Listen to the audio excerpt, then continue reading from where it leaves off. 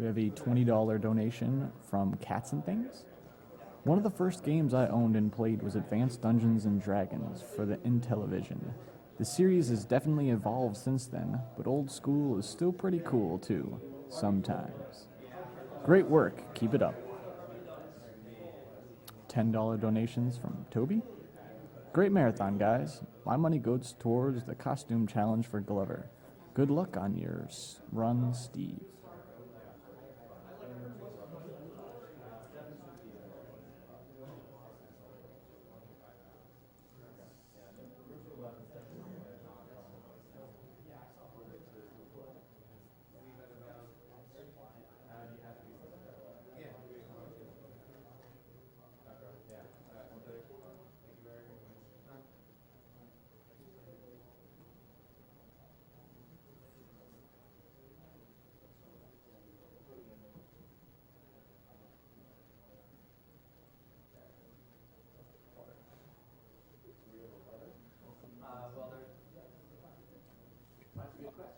Where is...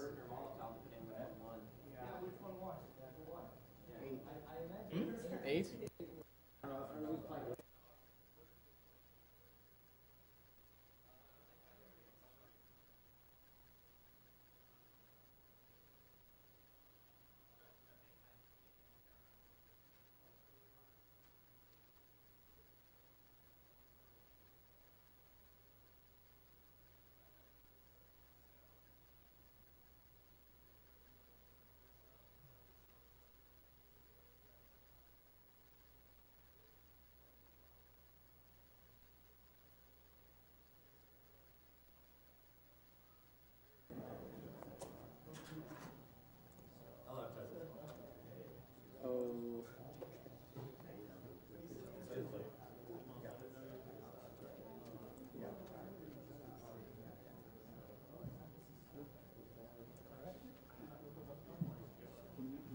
Coming up next, we have Sacred Stones, played by Bertin.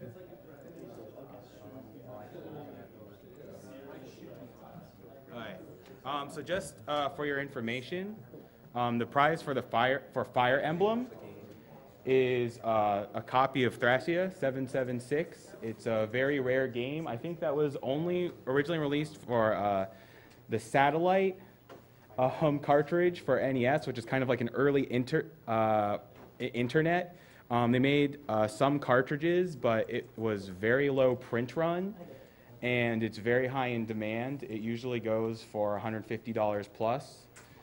If you're interested in getting a fully boxed cart of this, the buy-in is $20 during Fire Emblem. Yes. Take my money! All my money. Make it right. Dang. Don't actually take Oh, and this was actually donated by me, and I really don't want to give this away, so I'm also going to donate. Smart move, dude. Yeah.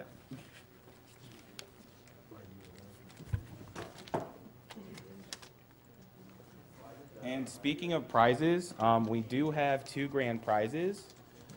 We have the grand prize, Majora's Mask box set. Oh, Majora's Mask box set. Majora's Mask box set.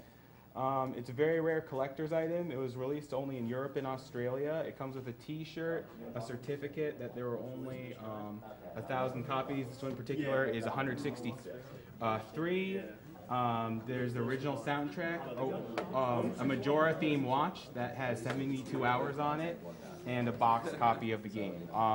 This is the PAL version, but this box set usually goes for over $1,000 in online auctions. Guys, and the buy-in is $50, and you can have up to 3 bids for $150, and it stacks up over the marathon, so you don't have to throw it in all at once.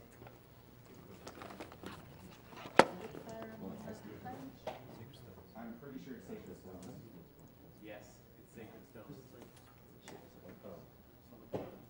So, Bertin, which route are you doing?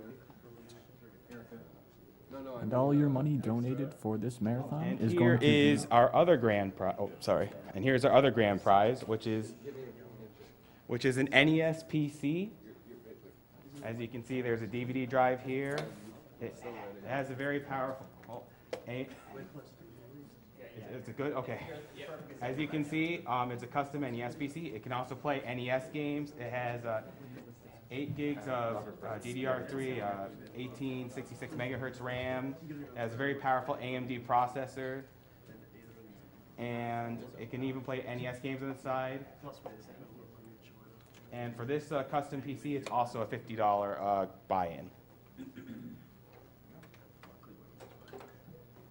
Yeah, for the record, the guy who didn't win Molotov, he has a game coming up called X-Men Mutant Apocalypse. It's a bonus game. I highly recommend you donate for it. It's a great game. Yeah, you have until Donkey Kong Country 64 to donate for it.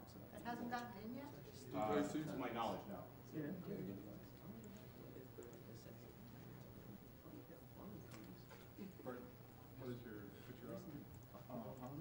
Silux 89. No, 90. Oh, sorry, yeah, 90. Sorry, yeah. 98. Records not 89.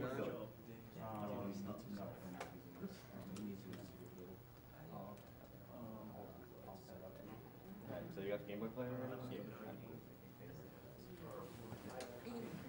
What's the tail bill? Yeah, 98. This marathon is hosted by SDA and SRL, Speed Demos Archive, and Speed Runs Live. Speed Demos Archive is a premier community for video game speedruns, completing games as quickly as possible through extensive planning, practice, and knowledge of game mechanics and glitches. And Speedrunners Live is the best site to race video games online against others. Players of all skills are welcome to join, whether you like to become competitive or just race casually with friends.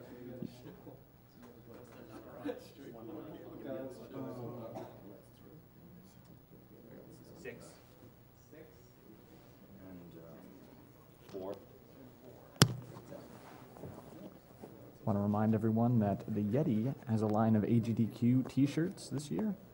$3 from the sale of each shirt goes directly to the Prevent Cancer Foundation.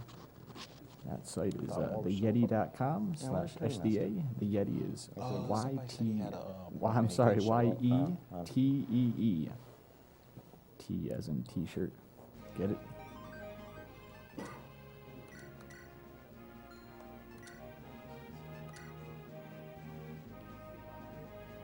All right, so I'm ready when you guys are.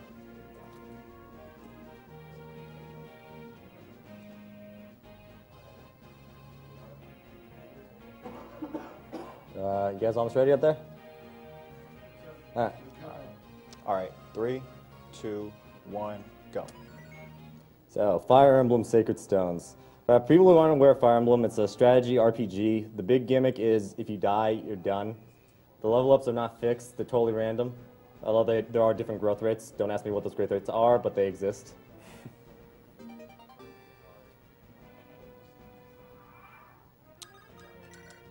Okay, so I give the rap here over to Seth at the beginning so I don't have to do it later because I need her to survive on the very next chapter in order to seize the gate.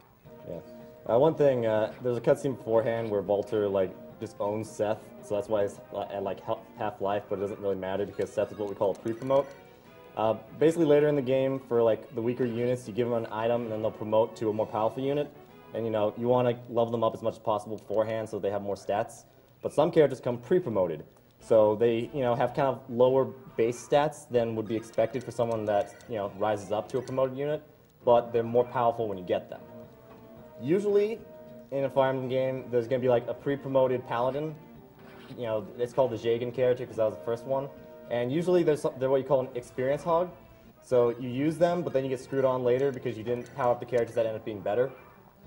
But in this game, Seth is just a ridiculously good unit from the beginning and a ridiculously good unit later because for whatever reason they decided to give him good growth rates. So he really makes this run a lot more doable. Okay, I missed the first hit, but it doesn't matter.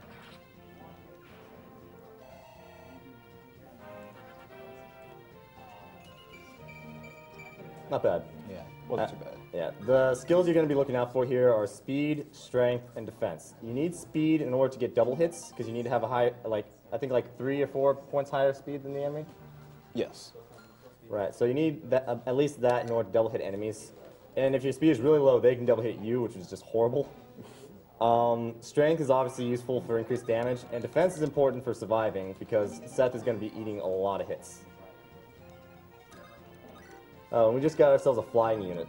Flying units are really useful because they can go over mountains and they can rescue. So the idea is he's going to be doing a lot of rescuing of like weaker characters, or more importantly the Lord, because if it's a thing where you have to seize the gate, then you need to get Erica to actually get on the castle or throne or whatever to seize it. But, you know, we're not actually going to level up Erica because who cares? She's not Seth. So she's going to be very vulnerable throughout this run. Very much of a liability later on. Yeah. Oh, and the reason that he went to save Ross there is because if Ross dies, then Garcia won't join because, you know, Ross is Garcia's kid, and I guess he decides, yeah, no.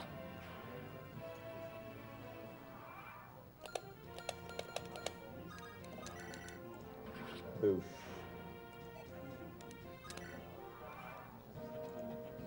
So, this is what you call kind of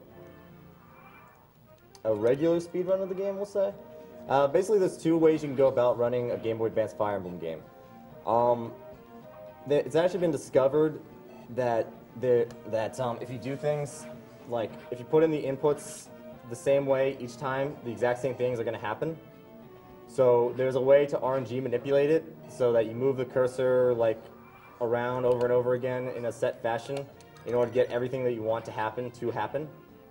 And so you can control criticals, you can control level ups, you can control enemy movements, whatever. But it makes it so it's a much more fixed run rather than kind of a strategy type of thing. What Bertin's doing is he's ignoring that altogether. So everything is random here. So he can get randomly critted, he can himself get random crits. You know, he could randomly miss, things might randomly miss him. And keep in mind that death is permanent in this game, so things can go really, really well, or things can go really, really badly at the tip of a hat.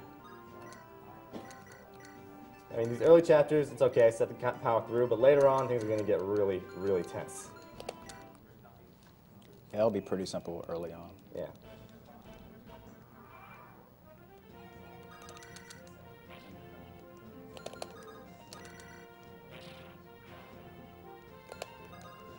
I'm going to be a lot more careful about what I'm doing because I don't want to mess things up. Yeah.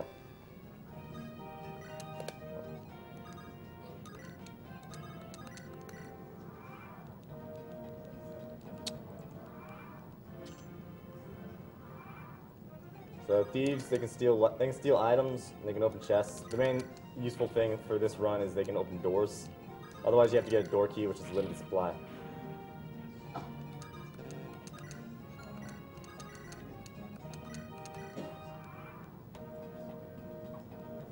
Oh yeah, another thing.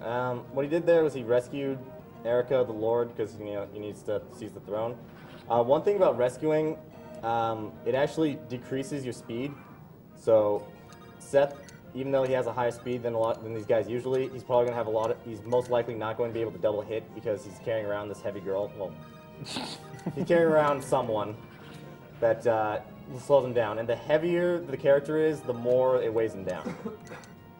So like Erica, for instance, has like a low constitution, but like someone like Garcia would probably have a higher constitution. Someone with like super high constitution can actually like rescue someone that's mounted, and that's just a ridiculous constitution.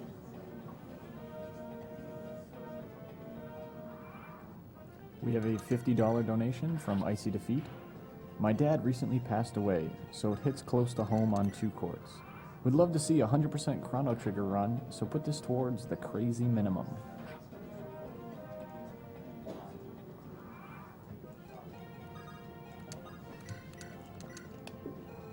Now, thankfully, he can put Erica down there because there's a lot of bosses that are just gonna sit there.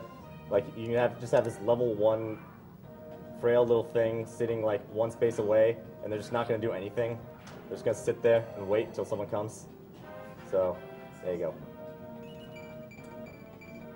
Well, we got speed and defense at least. Right now, he's at 2 levels and no strength boosts, so this is kind of a concern. We need those strength boosts.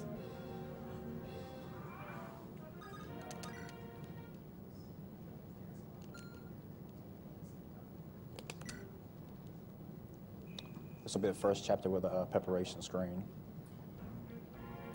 Now this is where routing gets really annoying.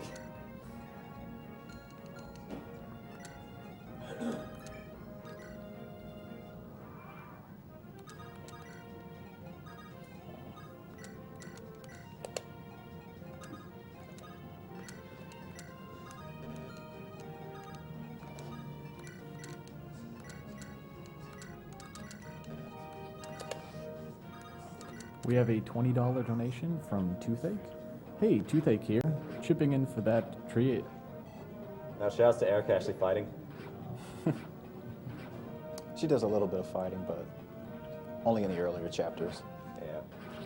Loving the marathon so far, so entertaining. Want to shout out to hashtag SDA Marathon, IRC for being mostly well behaved. Keep up the good work, put this saving those animals in Super Metroid.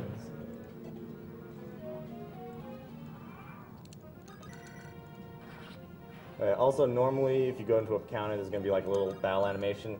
The animations in this game are really cool to watch, but for speedrun, obviously, you got to turn them off. If only. Yeah, if only.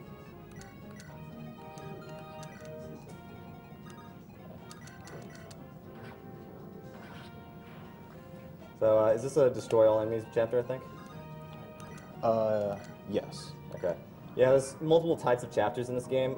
There's destroy everything, which for a speedrun is really annoying because you got to systematically go around killing everything.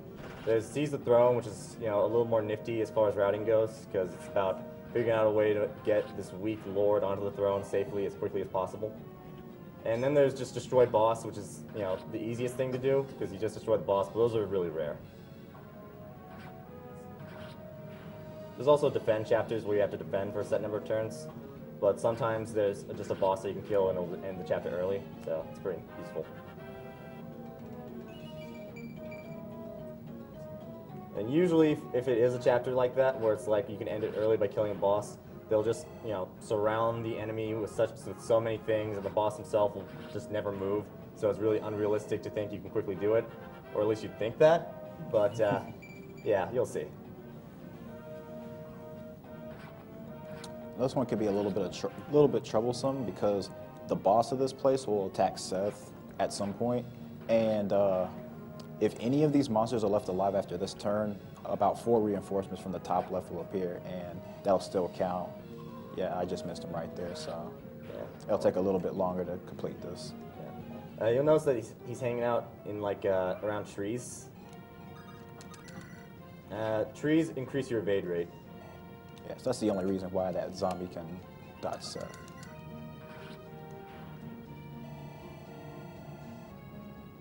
Strength, strength, strength, strength, strength. Yes! Got it. That was a very nice level up. Yeah. Yeah.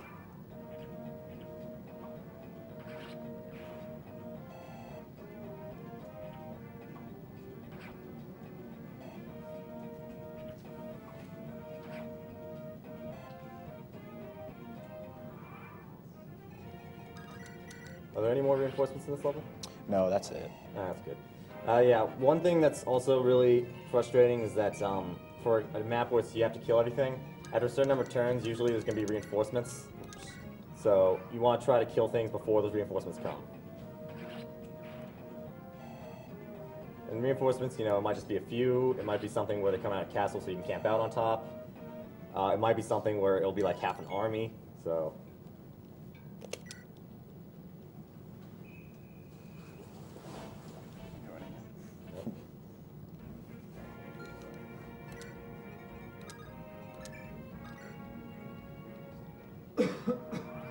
So there's a character named Josh here that if you talk to him, he can join your party. He's a character that I really like in regular playthroughs, but for speedrun, it's whatever, just ignore him. He'll come up and try to attack me, but I'll just smack him once and then just move on. Yep.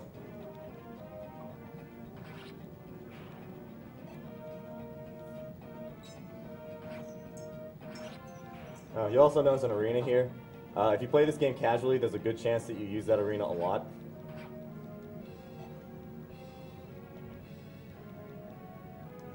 With the arenas, you kind of go in there and you can win a bunch of money and just get tons of level ups.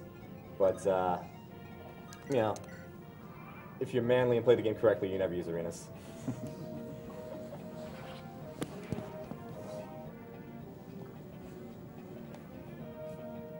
We have a $20 donation from Fallsmeyer. It's great to see Fire Emblem making an appearance at AGDQ. Let's hope the RNG goddess is with you. Hope so too. Yeah, the RNG gods can be a cruel mistress. There we go. At least Joshua doesn't die. Yep, at least Joshua doesn't die. Oh my god, that was horrible. Speaking of RNG goddess, Unbroken Heart, yeah. Now this is just a guide chapter that they just sling at you for no reason at all. Yeah. And you get to play as Ephraim for like one chapter. Yeah. He's the other lord of the game. Hey, Orson, that seems like a nice guy. Yeah. Totally.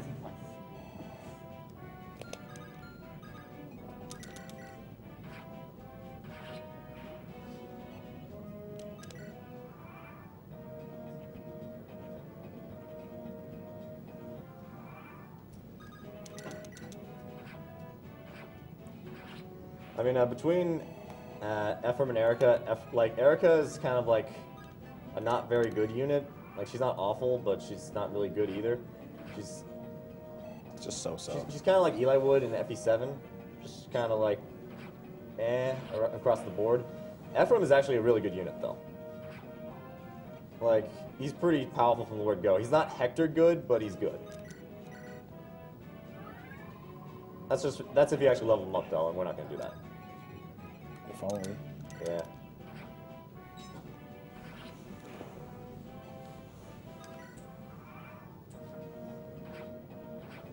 We have a $50 donation from Mr. Moggy. Love the Fire Emblem games, but I love X-Men games too. So please put this 50 to X-Men Mutant Apocalypse. Oh, hey, cool. Yeah, go X-Men Mutant Apocalypse. Good game. Molotov's a good runner. Well, that's not evidence of how good he is, but, For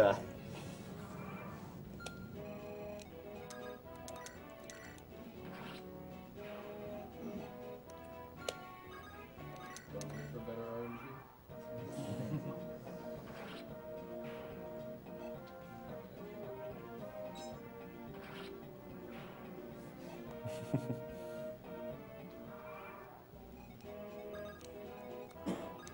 We have $20 from Dr. Reg. Thanks for ruining my sleep schedule, AGDQ. I'm glad to be donating for a great cause and to watch great speedruns. Keep it up.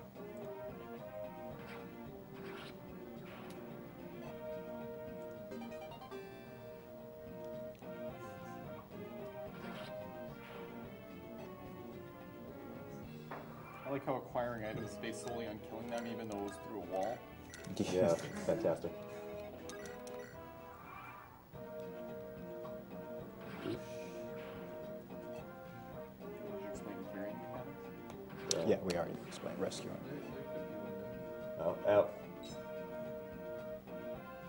Yeah, one thing, if you rescue a unit and you can send another unit next to the person that's carrying, you can actually take. Then you take the unit from them, and then you can place them.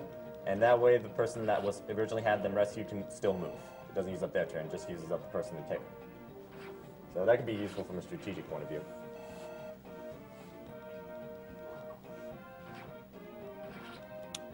Okay, so at the end here, so Orson did a really good job here and everything, but I don't think he'll be needing like his good weapons anymore, so I think we'll Yeah. take that stuff and just leave. Yeah, I think he's good enough he can get by.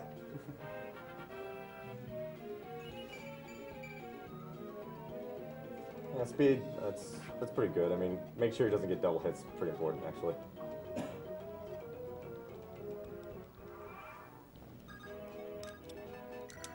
See, I'll take Javelin and a Silver Sword. Just leave him with a Steel Lance, he'll be fine. Yeah, I'm good. Alright, so right here is probably the first glitch of the game that I'll actually be using. I'll explain when I get there.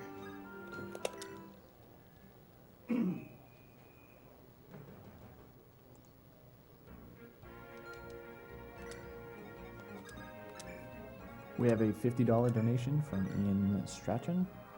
Great to see the Fire Emblem game being run. I'm a great fan of the series. Please take this money to buy a killer lance and deal a critical hit to cancer. Okay, so right there, I just used the torch staff. The tile that I selected there, that soldier will be right there, and when he grays out, you can restart and come back, and you'll be controlling the enemy army. Yeah. So what I just did right there is I controlled the boss, and I made him move where he'll actually be able to get to him this very turn after I, reveal him right here. And just, he'll be dead. 2 turns. Yep. Perfect stage. Strength. Ah! Ah! Bertin, we have $180 to go to yours choice. I'll put it towards X-Men. Yeah, there we go.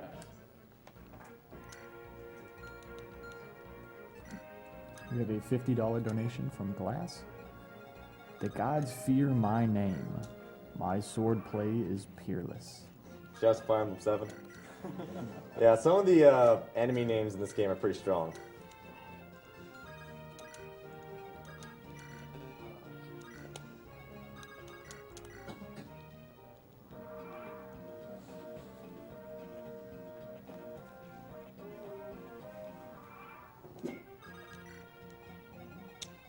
Okay, so something can go extremely wrong here. That mage over to the left has Thunder, and it has a crit rate on it of 3 to Vanessa here. So there's actually a chance it can crit her and just kill her in one blow, so... Yeah. And a 3% chance may not seem like much, but yeah, it happens more than it should, definitely. Does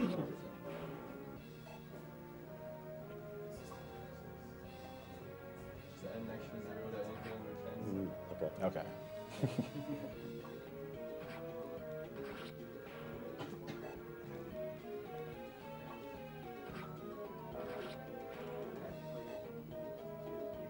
If I remember correctly, the hit rates in this game are kind of weird in that they take 2 numbers and average them. So it isn't actually technically the percentage. Oh, okay. Yeah. How does that work? It rolls like 2 RNs. Like, there's a table on Serene's Forest if you want to take a look at it. Oh yeah, and so what he did there was, he had the Pegasus Knight rescue Erica, and then Seth took Erica from the Pegasus Knight and then dropped off, and was then able to move again because mounted units are able to move again because mounted units are stupid in this game. It's also the only way that you can make a unit that you've taken, like that you've carried, able to move the next turn by taking them and then dropping them immediately afterwards. Yeah. Another thing with the random numbers is that because it takes 2 numbers and averages them, because the distributions work, it's closer to like a triangular distribution rather than uniform. So something towards like the middle range of like 75 to 25 is much more likely than 95 or 5. So yeah, the game's kind of messing with you when it tells you the percentages. So like 99 misses somehow? No, 99 should be more likely. Oh yeah, the arena. Yeah, shout out to everyone who like missed with a 99% chance and then got critted with a 1% chance. Yeah. Yeah, never again.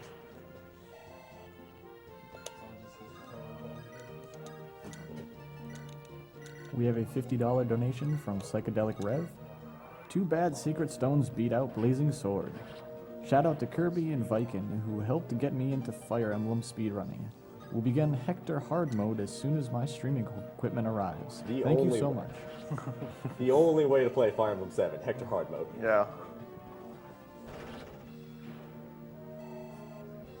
These are some nice crits. Yeah. Garcia knows what he's doing.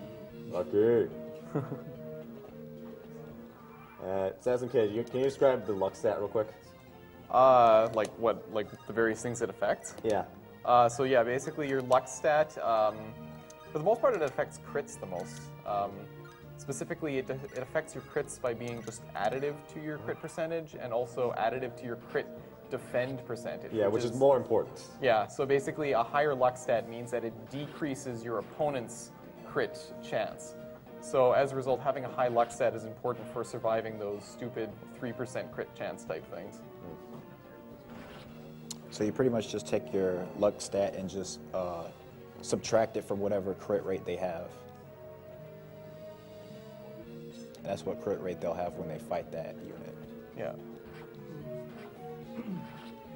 We have a $20 donation from Death Knight 11. Yo, just donating to show some support to Bertin.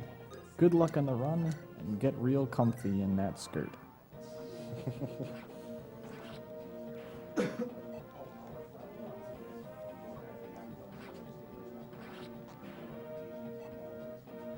Okay, so this boss up here can be pretty troublesome because I use an armor slayer, which is very effective against armored units such as knights and generals.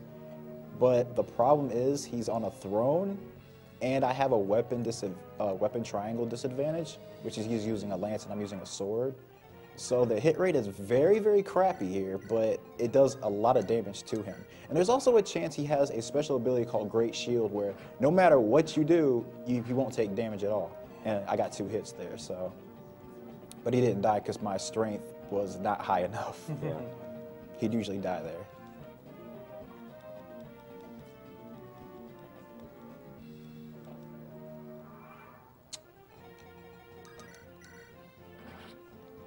Yeah, that was extremely lucky. There you go. Strength, strength, strength, strength. Yes! All right. Nice. And speed. And speed, yeah. Strength, speed, defense, the 3 stats to look out for. Pretty much. Okay, so this is the part of the game where you choose either go through with Ephraim or Erica. I'm going to go with Erica on this one, though. Ephraim's, I guess, is slightly harder. Yes, I would say so, definitely. Like, for example, there's actually people with Berserk and Sleep Staffs, and Ephraim's are out. Erica's is definitely Yeah, easier. for those that don't know, Berserk is like one of the most ill-conceived weapons ever, or stats. Basically, again, in this game, if someone dies, they're gone for good. And usually you, unless you're like in like insane mode in some Fire Emblem game, your units are usually going to be more powerful than your enemies. And so, you know, the enemies aren't as huge of a threat unless they gang up on you. But with the Berserk staff, you lose all control of your unit. They're going to attack you, and it's very unlikely you're actually going to be able to kill them. So then they can just go around systematically wiping out your party. Yeah, I've gotten really lucky in the past and just kind of been knocked out everyone on the run. Yeah. The enemies, just like, okay, I'm just gonna walk away and just kill them. Even better in the older games, you go around and we counterattack each other. Yeah. So I guess I'm not the only one who the last thing they're thinking about is having a restore staff all the time. Yeah. Restore staff, but it takes up an island slot, man. Yeah. Need more javelins.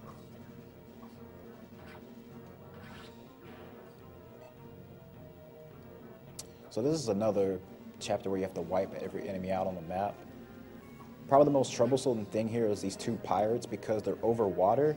They're pretty fast and they have since they're in water, they actually have a pretty good avoid rate from it. So that's very unlikely. Like the hit is around 50 for that pirate. So Nice. getting both hits is very, very good. I think pirates are the only non-flying unit that can travel over water, and they actually get the. Well, if you want to count berserkers, but that's just Yeah, it's just upgraded pirates. Yeah. So. Yeah. Well. Yeah. But as a result, because they're not a flying unit, they get the bonus from the water. Yeah, Erica, get that work in. It's pretty standard Erica level up. Yeah. At least you got defense. That's good. I mean, that 4 defense isn't going to make much of a difference late game, but still.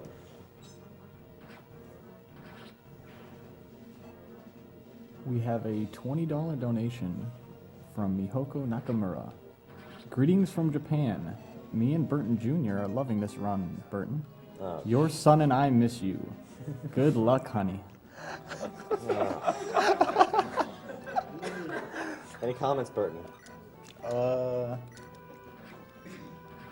me love you long time.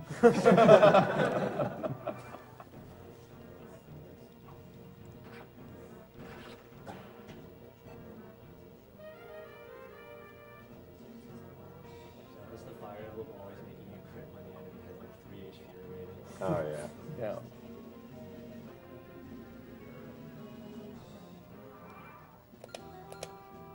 We have a $100 donation from Anonymous. Keep up the good work, everyone. Killing edge, that increases your critical rate. Anything that says killing before is critical hit rate increase weapon. Very useful. Also, it's stronger than like a steel sword, I think. Yeah. Is it? I thought it was the same strength. In some games they are. Okay. By like only by like 1. At least the Path of Radiance. Right. I think it's all, but it's also slightly like lighter. It's light. It's yeah, definitely yeah. lighter. It's just a really, really good weapon.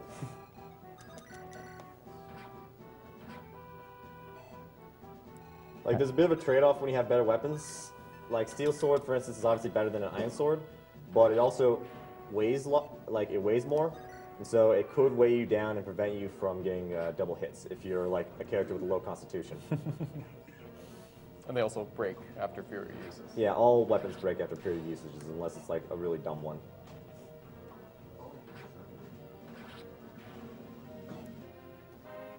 We have a $50 donation from Ayla. Had to donate during Sacred Stones. Happy to see Fire Emblem gets a slot this year. Put this towards Bertin's choice if he says what's his favorite paired ending is in any Fire Emblem. Wait, favorite what ending? Your favorite paired ending of any Fire Emblem. Oh my god. Oh.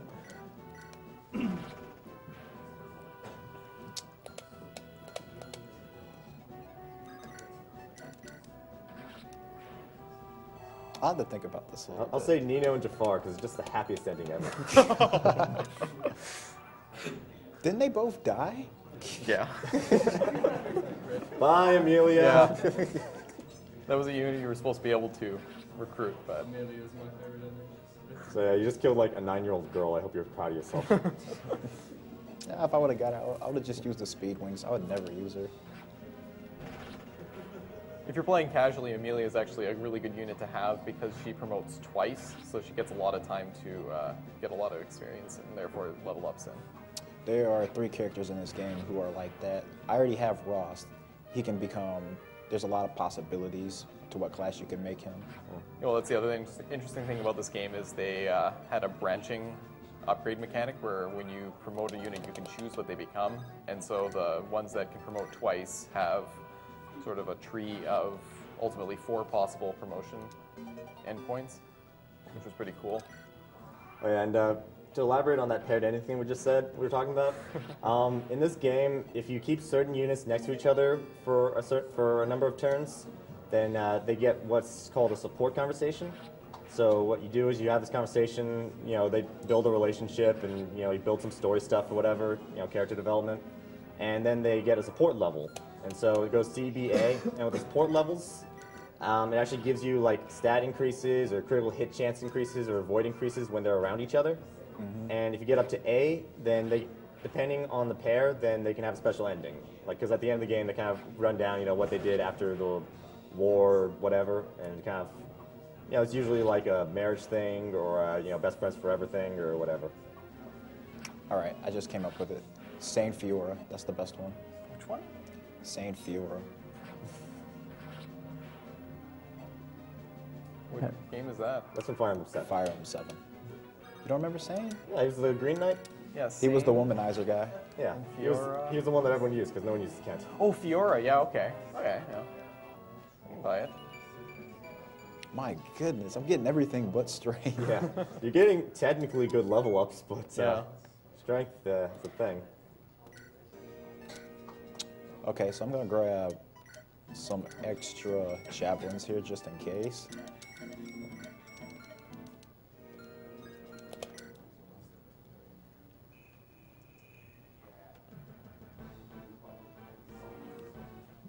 We have a $15 donation from Tinter. It's his first time watching live, so I had to donate. I wonder how Bertin must feel being the cutest runner at AGDQ.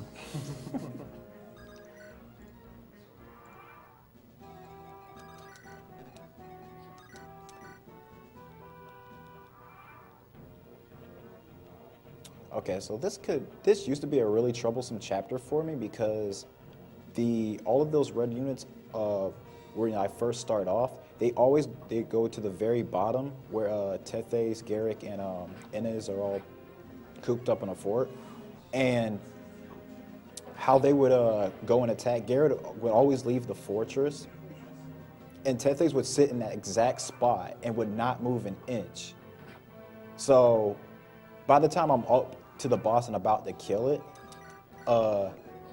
she gets like hurt really badly, and then there's someone on a ballista like far away who usually kills her. But I came up with something. If I don't move Erica and Vanessa, who are next to each other, they'll actually come up, and it'll actually make it impossible for that to happen. Just that Lance Reaver, by the way, it's going to come in handy. Yes. So there's something in this game called the weapon triangle. Basically, swords beat axes, axes beat spears, spears beat swords. But there are certain weapons that kind of circumvent that.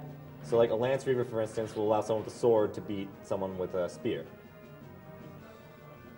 Yeah, anything with the postfix Reaver on it.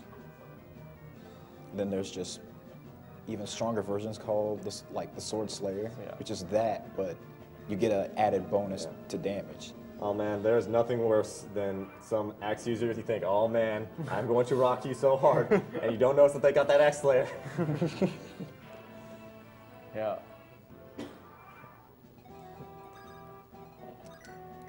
We have a $200 donation from Evan Colmer. Says Fire Emblem was the Pokemon of my childhood, so I naturally had to save the donation for now. Hey Bertin, how comfy is that outfit? A lot of air.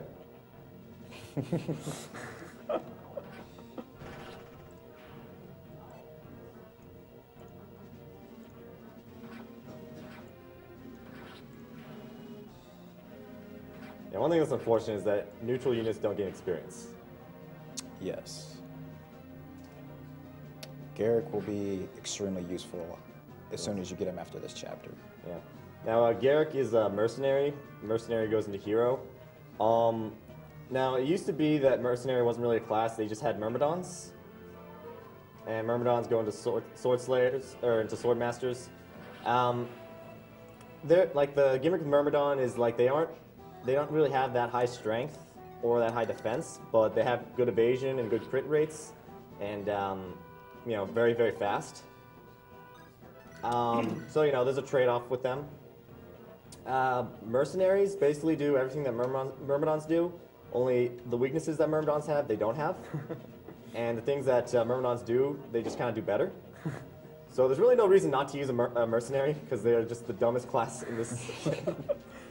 In all the Game Boy Advance games, mercenaries are just so good. Yeah. The only exception is that on promotion, the Myrmidon turns into a sword master that gets a guaranteed plus 5% crit rate, which, I mean, it's nice, but honestly, nothing compared to what mercenaries can do just by themselves on their own raw stats. Yeah. And, like, you know, heroes, they also, you know, even if they don't have the, like, sword master critical rates, they still have high critical rates, and the base damage is just way higher anyway. Yeah. So you usually don't even need the critical to double kill things, while a swordmaster would. Well, and furthermore, heroes can also use axes, which means they can use hand axes, which means they have range, something that swordmasters sorely lack. Yeah. So, like, even as far as like enemies go, like you see a myrmidon, whatever. You see a mercenary. Oh, hey, this the strong unit that can also double hit me. Cool. They are the dumbest classes to run to in arenas. Yeah. Especially if they have a silver sword.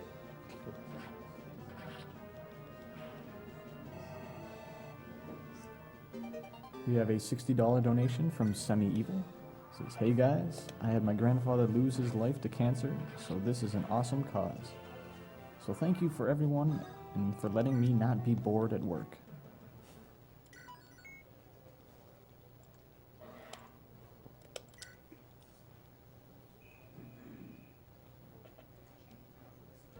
I have a $50 donation from Anonymous. As someone who has had someone recently lost to cancer, I really appreciate everything you guys are doing.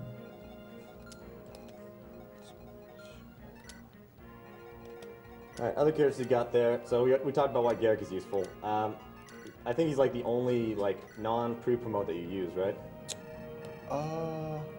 Yeah, I believe. Well, I mean, other than Erica, technically. But. Yeah. Well, you know. So yeah, the hatchet was Ross's weapon. It's a ranged axe weapon that's also really light and has 50 uses, so it's sort of just a good basic It's just a weapon. more accurate but weaker hand axe. Yeah. And yeah, the other thing, I think that his starting axe level isn't actually high enough to use a hand axe, right? It's high enough. Oh, it is? Oh, okay. It's just Yeah, hand axe is E. It's the one ranged weapon that doesn't start in D, I think. Well, Nobody can afford to yeah, what are you doing, man? You're not going to max out the stats. You also got Inez. He's a sniper. How do I put this? There's a lot of argument from certain circles that archer/sniper is just not a worthwhile class to use because all they can do is attack indirectly, and then while magic users can attack indirectly and directly. But for the purposes of the speed run, you know, he's a pre-promote. He comes at a good time, so he's gonna get some use. okay. The reason I went back is I forgot Molder because you actually need the torch glitch in this map right here. So yeah, that's why I had to go back. Sorry about that. That's the problem. The one advantage that snipers do have is that flying units are especially vulnerable to bows. They take 3 times as much damage from bow users, so if you're in a map with a lot of flying units, which I guess doesn't necessarily happen as much in this game, but more in 6, but it's especially useful to do just because Yeah. it's guaranteed kill almost. Yeah, there are certain games that kind of gone out of their way to make bow users more useful. And oh yeah, the other thing is ballistas. They're the only Yeah. people who can use ballistas. Yeah. Like I know in the GameCube ones they also introduced crossbows so they actually can attack directly. Yeah. Well, and also in the GameCube ones, the archers were just ridiculous. They had like stupid defense growths, and they could just Yeah. sort of stand and tank everything. Yeah, I loved how like, and Shinon came with provoke. Yeah. So you have this character, you know, he's a bow user, but you use him as a tank. Yeah. No, I remember using him in Path of Radiance a lot for defend chapters, just because you stick him out front, he doesn't retaliate because he's Yeah. not like a offensive user, but he has enough like evade and defense to just tank everything. It's Yeah, great. it's fantastic. Would you explain Tethys? Tethys is a dancer. What she can do is once you've moved your unit and they gray out, you can't use them again in the turn. But what she can do for you is she can dance for them and have them go again in one turn. I'll consider that a good level up because you at least got strength. Yeah. Yeah, units like Tethys are really useful in Fire Emblem games just because they. Yeah, I mean, if you're the type that like just kind of plays really slowly and turtly and just kind of systematically wipes everything out, then Dancer isn't particularly useful. But for the purposes of speedrunning, where you're trying to get through the chapter as fast as possible, dancing is really useful. It also means that like instead of needing 2 good units, you can make do with like 1 good unit doing 2 things. So. Yeah. Okay, that space right there. There'll be a Bone Walker who will stand right there every time.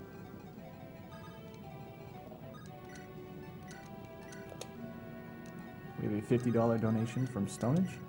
Thanks for the marathon. Greetings from France.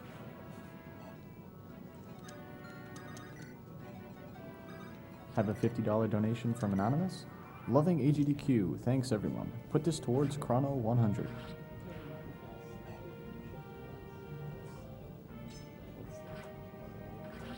Usually after you hit that guy, he'll move. Or this one. That one? Okay. And boom. Yeah, you have to hit reset right as it turns gray. Yes. These will just make these chapters go by a little faster because you have to kill everybody on this map as well. And even if they're in the fog, you can still move them. Yeah. I'm looking forward to when we can see the character portraits. Ah, there you go. Yeah. Yeah, it's really glitched out.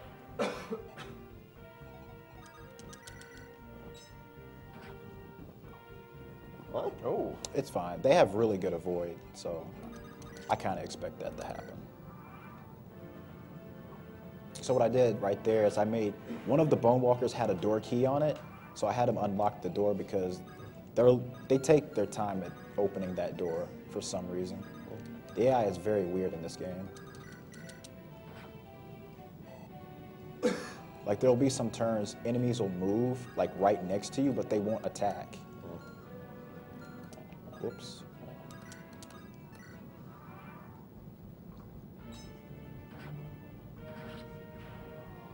Well, I guess it's because it's emulating the fog aspect, maybe? I guess. I guess it's more of like a sneaking thing. Like at a certain turn, they're programmed to just move. Second hit crit. Just like to remind everyone of some donation incentives coming up. We have a Donkey Kong Country glitched warp run, and right now that is $916 out of 4,000. So get your donations in for that to see that run. We also have a Donkey Kong Country 3 warpless run. And that is 1,000 out of 5 right now. So also get your donations in for that if you want to see that. From what I've heard from Marks, he does not want the worthless run to win, so make sure you donate for that portion. All the more reason to donate.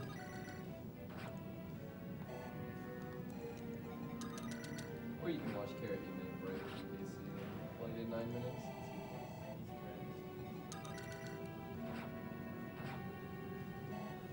It's not one to die.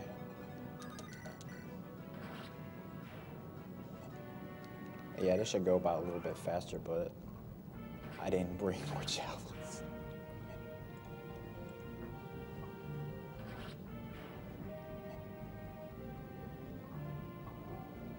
Nope. What you got? What you got?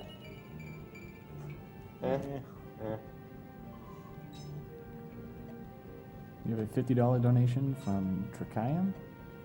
Thank you for all the awesome games made by all of you. By Mr. MV for the French restream, and by EXE_DE and all the German community. Also, I'd like to use my donation to rename the boy in Secret of Mana as Mr. MV. MV hype!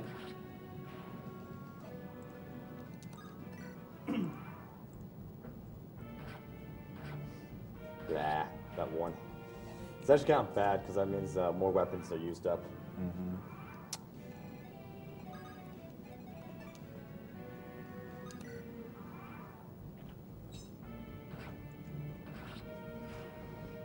Yeah. Fog of War chapters where you need to kill everything are probably the trickiest in terms of routing, just because there's so much uncertainty. Because if you don't know exactly where all the enemies are, it's hard to plan around it. So you have to spend a lot of time figuring it out. Just use the torch stat glitch to figure out where they are. Just check every time. Yeah, I guess I'm thinking more in the GameCube games where that doesn't exist. But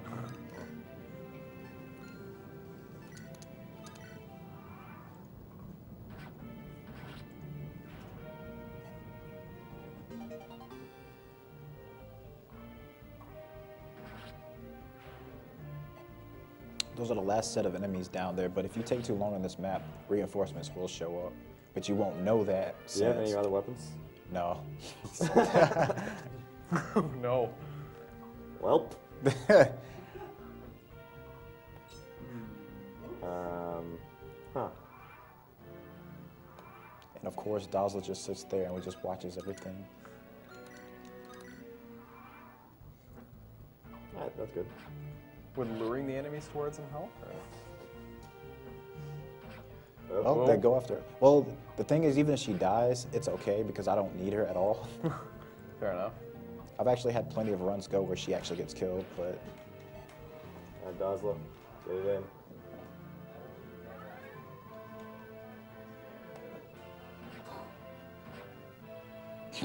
Oh my goodness. cannot double at all.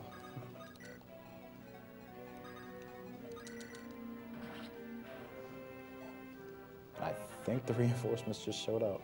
Oh boy. Oh, that's too bad. Thanks, Dazzler. Wait. Wait to contribute, buddy.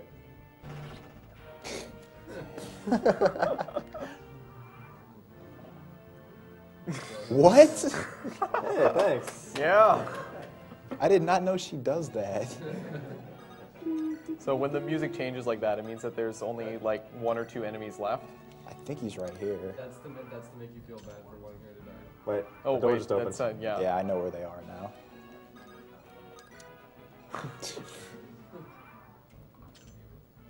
No! Wow. Okay, you can have it. Right, indirect, there you go. I would have left so hard if you missed. Goodness. He got it for you. There you go. Yeah, in general, when thieves are in a chapter, they will mark the items that they grab from chests as being the items you get when you kill an enemy. Sort of like a flashy green thing when you mouse over them. So it kind of gives you a bit of a chance to get the good items on a map, even if you don't have a thief. Hey, emergency restore staff, okay. So pretty much now I have Dazla, so Garcia's useless now. He just became the new Garcia. Alright, so items for Seth then. Oh, and you got salad, good. Yes, and Saleh is a very useful character for this chapter. No. Yeah, I need to get him some weapons. I mean, you can't use that L-fire. Also, I love how unarmed Seth, they still stay away from him because they know what's coming. He'll fight you with his bare hands if you ask to. Yeah.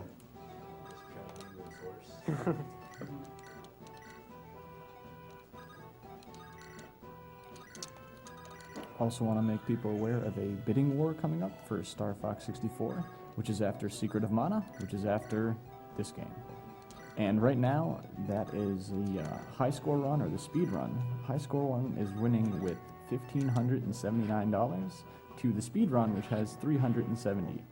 So if you want to see the speed run of 64, you should probably put in some money to that. And yet again, a really huge map where you have to kill absolutely everything. All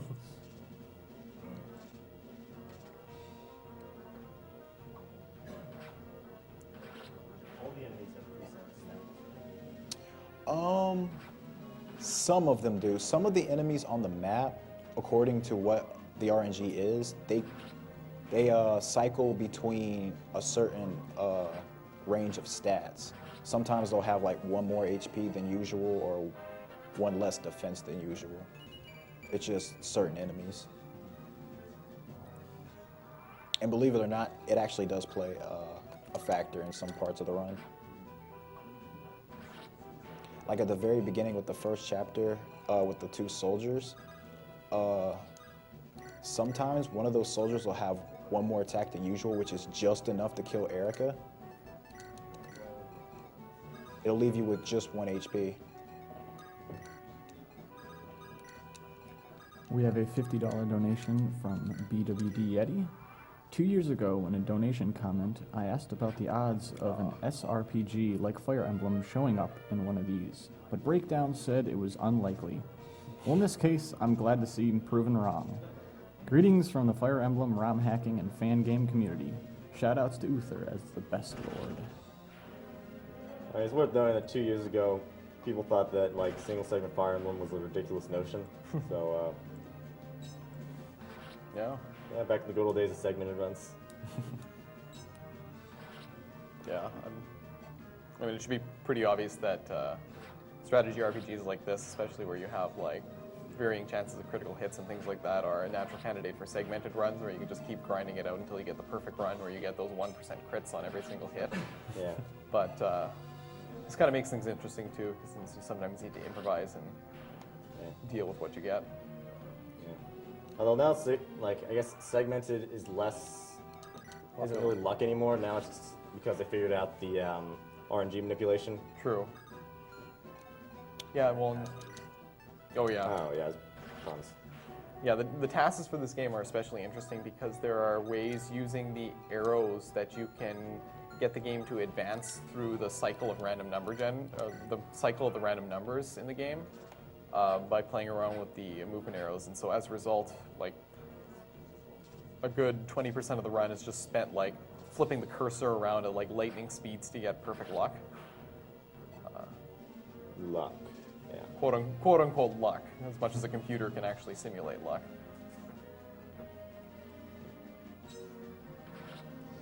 So it's interesting, but it also makes it kind of frustrating in terms of learning from TASes for routing a normal run, just because they do things that just will never happen.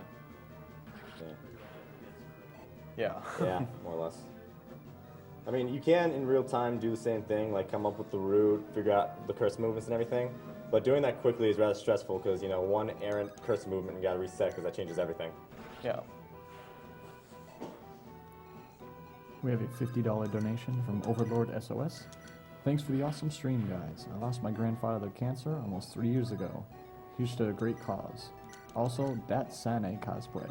You go, Silex.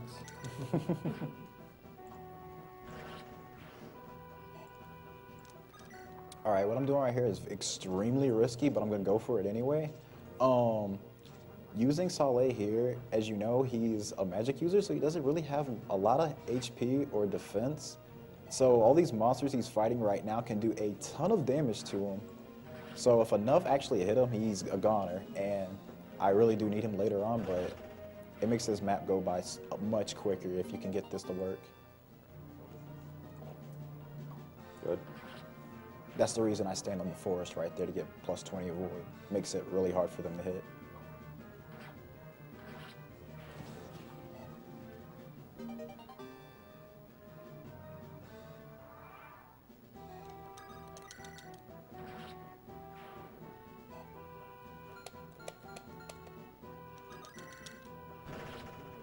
Nice. All these crits.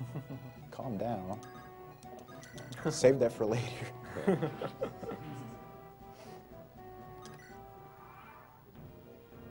We have a $50 donation from Car Behemoth. Good. Finally, I can watch AGDQ live. In South Korea, the government tries to regulate video games by defining game as addictive material such as a drug or alcohol. But you guys are helping people by playing games. It's awesome. Let's keep it up. You were the No strength. I blame StarCraft.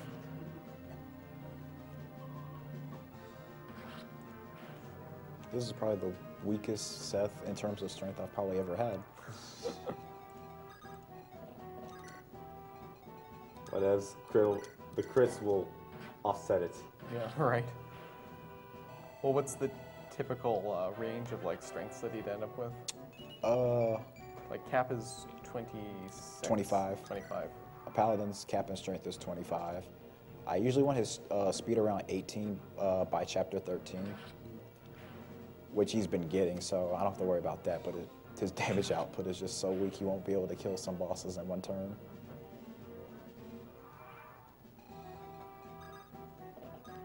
We have a $50 donation from Chris Cat. Hi from France. Can you say... I can't say it, but here we go. Bissus ox francises. For all the Frenchies watching.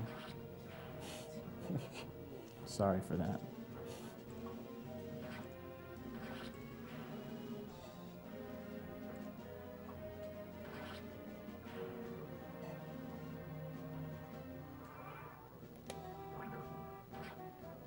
Okay, Garrett got poisoned. He must have had poison claws or something. Yeah.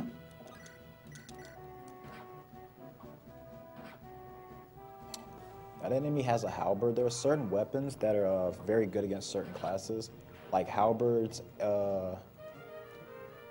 Halberds are good against like mounted units, like units that are on horses. But since he has terrible hit and I use a sword against him, there's no way, almost no way in the world he'll hit. I believe the bonus is ×3.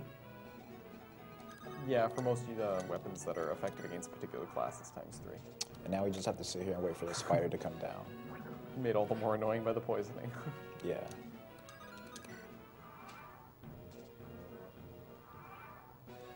I would have made some sort of route to get the spider, but mountains give you +40 avoid, which is the most out of any like terrain in the whole entire game, so it makes them extremely annoying to hit.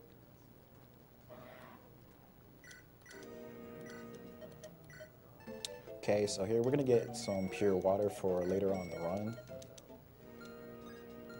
In Pure Water, increases your resistance by +7, which is the game's magic defense. But after each turn, it loses 1 resistance. But it'll become extremely useful later on. We have a $25 donation from Anonymous. I was going to donate to save the animals, since in FE we don't leave anyone behind. But then I remembered, this is a speedrun, so I don't care. Kill them all!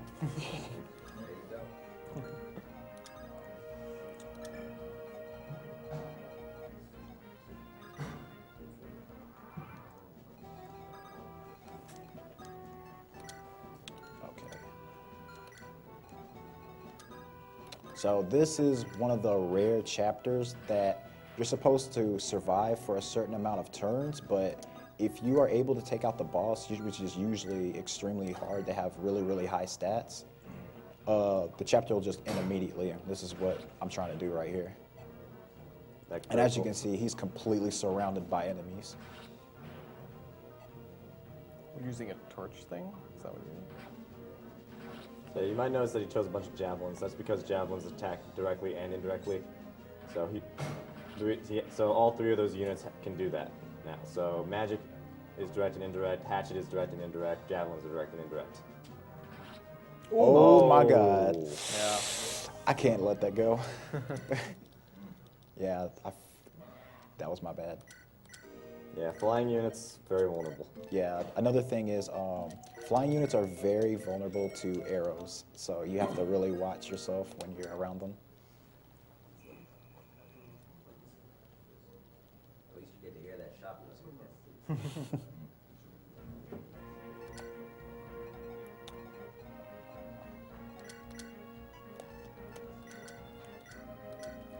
I want to remind everyone that this marathon is being Sure, hosted the by javelin's equipped. Yeah, they're Speed equipped. Demos Archive and Speedruns Live. And all of your donations are going towards the Prevent Cancer Foundation. It's a nonprofit support of cancer prevention, research, education, advocacy, and outreach programs nationwide. That was what I was meant to do. I just completely forgot to do that. Right. The ballista though.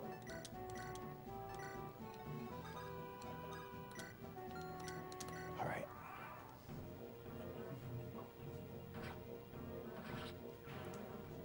Also want to remind people of the prizes during this run. We have a Thersia 776 boxed cart, and that is a $20 buy-in, as well as a set of Fire Emblem buttons with a $5 buy-in. Just to clarify, Dacia 776, awesome game, ridiculously hard. Probably known as in the Fire Emblem community as the hardest Fire Emblem game to be ever. What? I told you, that ballista. I know, but the thing is, I shouldn't have relied on it. But every time I've gone here, they both are supposed to go after Erica. Oh, really? Yeah, that's what usually happens. That's why I got, marathons. Let's change it up.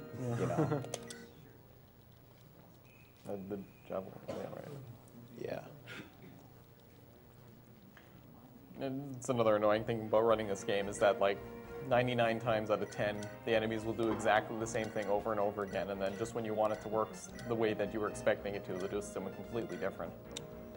That's what just happened to me there. Let's get the horse layer, thank you. Yeah. I need the horse slayer for the boss here because he's actually mounted, and he has very high defense, so you won't do absolutely nothing to him. And I'm going to move him all the way over here to make sure that doesn't happen. Dude, if it get ballistas again, I'm going to laugh so hard. It shouldn't happen. I should be fine.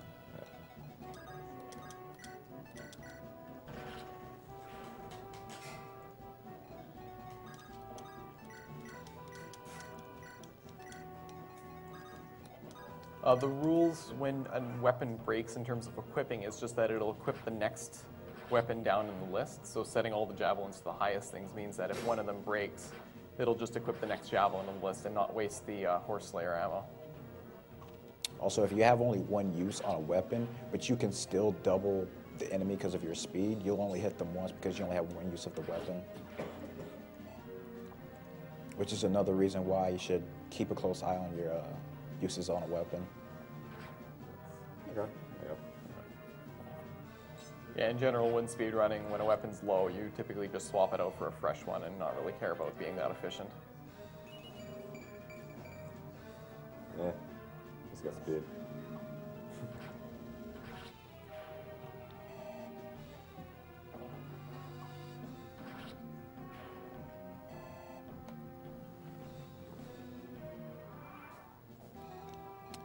Okay, so Does Erica need to be healed? Or are you just gonna kill him now? yeah, you kill him right now. Alright. Yeah. So once again, mounted units, the best. Except he doesn't have enough strength. Oh. Oh, I always have Garrick back there. Strength, That's why I strength, moved him there. strength, strength. Oh. I'm on set. Reset for RNG manipulation. Alright. Yeah, I always have Garrick there as a backup. That's something I came up with because he could kill him, you know, in one turn, but Ooh. I've got like no strength level ups at all.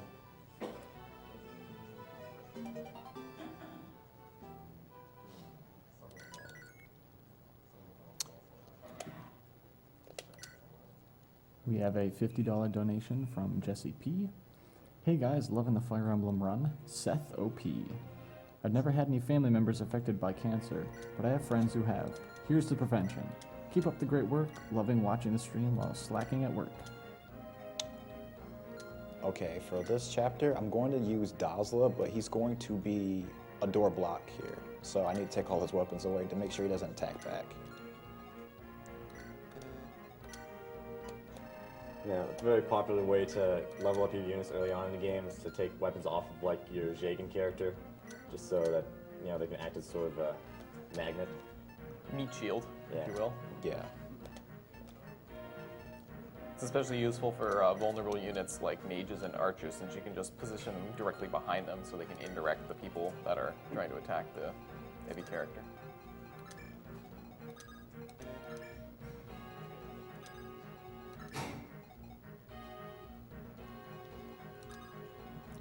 Oh, it's supposed to have. We have a $50 donation from Tyler T. So excited to see Fire Emblem at AGDQ. It's one of my favorite game series, and I'm enjoying seeing it broken live. Just wish I had time to actually watch more of AGDQ before I enjoy any time I can find. Put See, this he was supposed donation. to kill him that turn. So weak. Oh. May the RNG gods smile down upon you. They aren't right now. How have we angered you?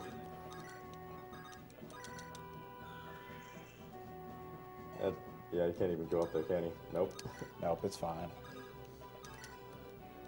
I've seriously never had a Seth this week before. Oh, hey, here's a javelin. Okay.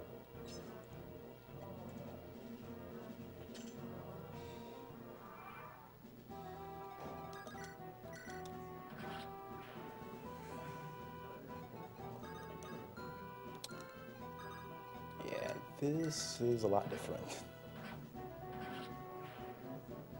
What happens in regard to Joshua in this chapter? Huh? Usually, well, this chapter deals with his mother, but if you don't have him, I guess they just skip the scene where he's like mourning over his mother's death. That's the only difference. Yeah. I'll just have to keep it there. Yeah. Later, call. Ugh, yeah.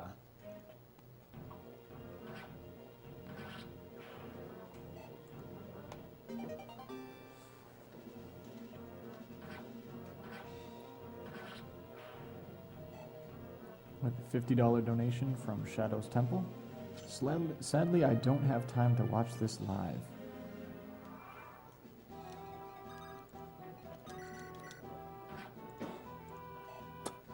My goodness. So yeah, this is the dangers of RNG. Yeah.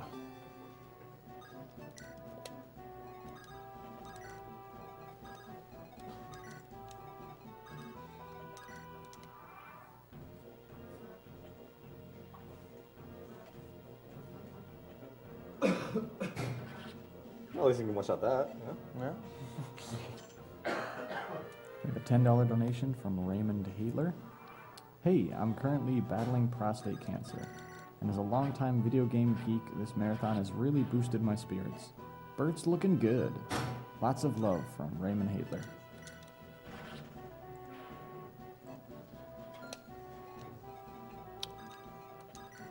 I'll try to make this work somehow.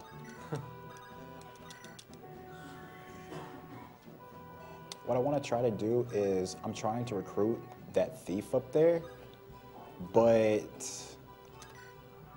yeah, this went completely wrong, and now what he does is he steals everything and he'll get away.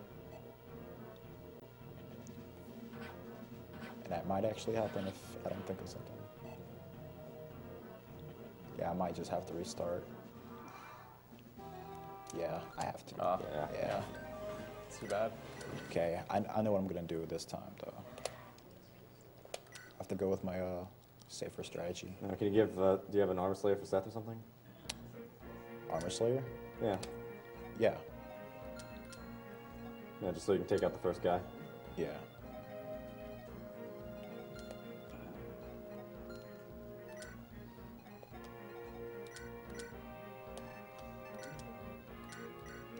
We have a $20 donation from Link Thinks. FE8 was one of my favorite games as a kid. One of my most notable memories is getting stuck on Chapter 15 and having to restart. Obviously, this shouldn't happen to you, but keep your RNG-inducing scented candles nearby. Anyways, good luck. Chapter 15 is very troublesome in this run, by the way. It is probably one of the most troublesome ones. I wanted to save just so you have to do this again. Yeah.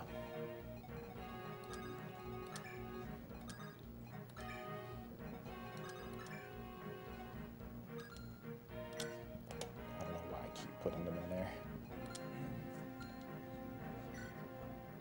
I didn't save. Oh well. It'll be fine. This is the run.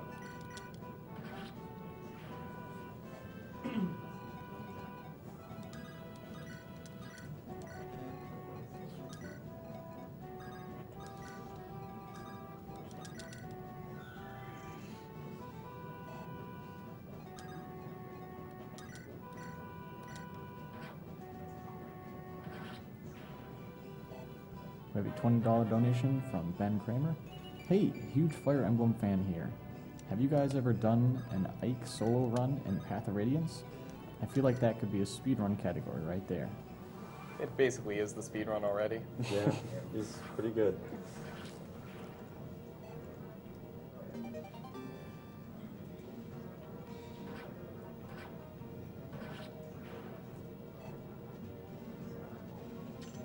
I can whoever the flyer is, pretty much. Yeah, Ike, Marcia, and I guess that's the end. Path of Radiance, yeah. Not to be confused with Radiant Dawn, which should be renamed Radiant Horror, because Radiant Horror, yeah. yeah, Horror just dominates that game.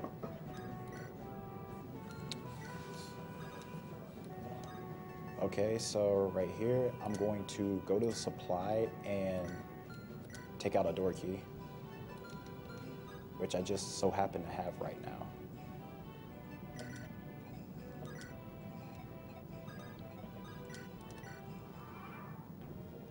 We have a $20 donation. Whoa! That's what you get. Oh my goodness. Should have saved. Yeah.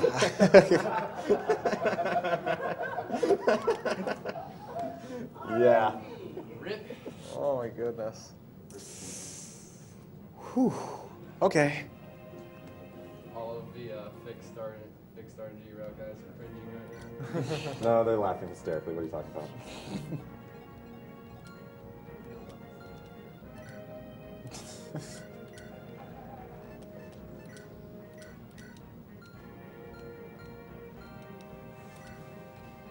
We have a $10 donation from Seth.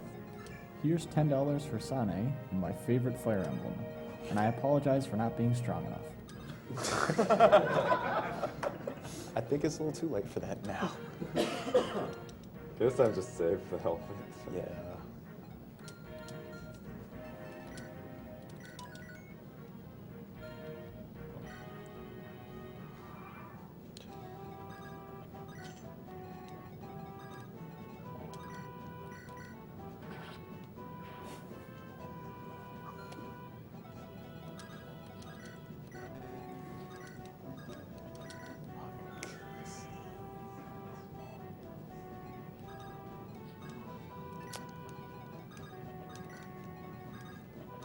Why did I bring whatever?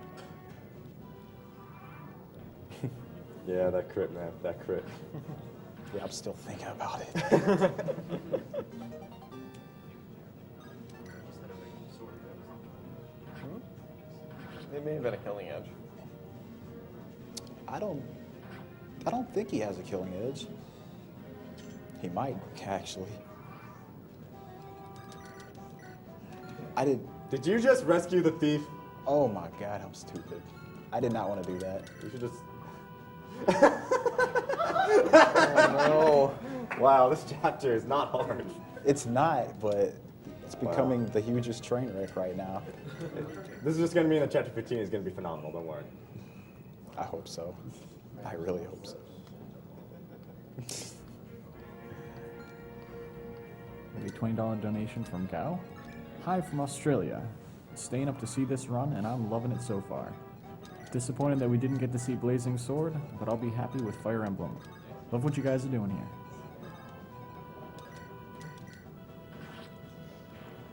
He rescued Colin because he just didn't want to see him die again. Yeah, here flashbacks. They're scary.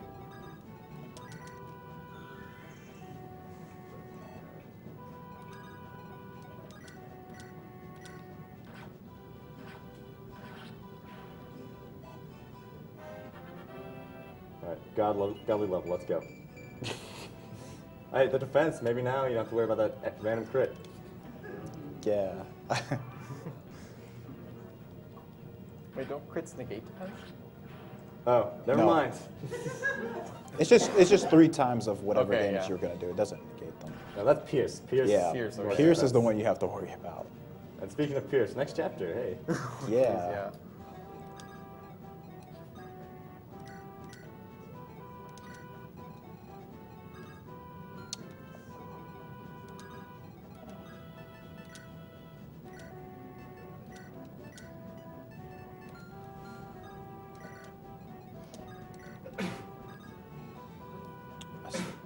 Please don't have me again.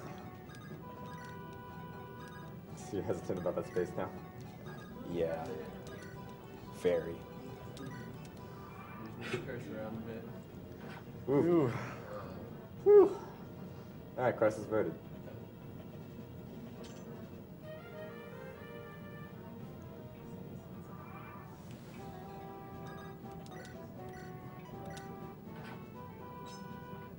Well, except that he's still alive.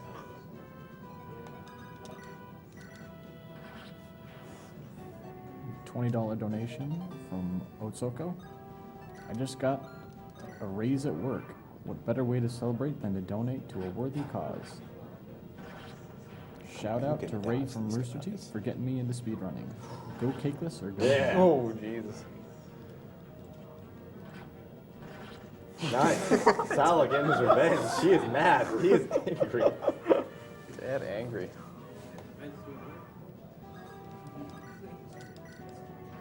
Javelin? Yeah, that's all I have right now. Killing him, the. You're not gonna kill him, right? Oh, you are? Yeah. I have calm. Oh, okay. Gotcha. Well, I won't. Whatever. I could do it. Yeah, that's what I thought you were doing. I try to recruit him to keep him from stealing stuff. Oh, okay. That's the only reason.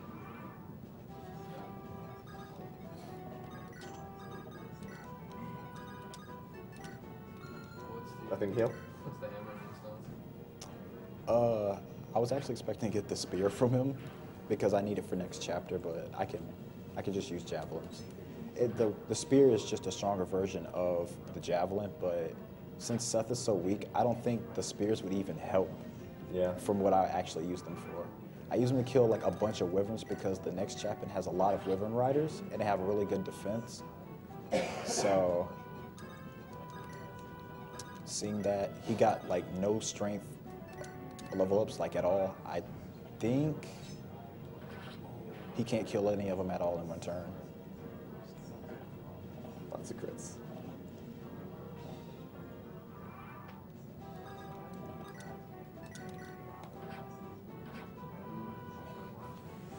Like usually he can kill these knights like no problem. You need to do more Yeah. of that. Yeah!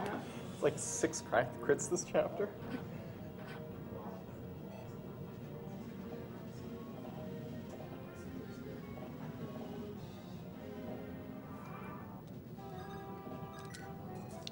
Let me go ahead and take his weapons away before he causes trouble.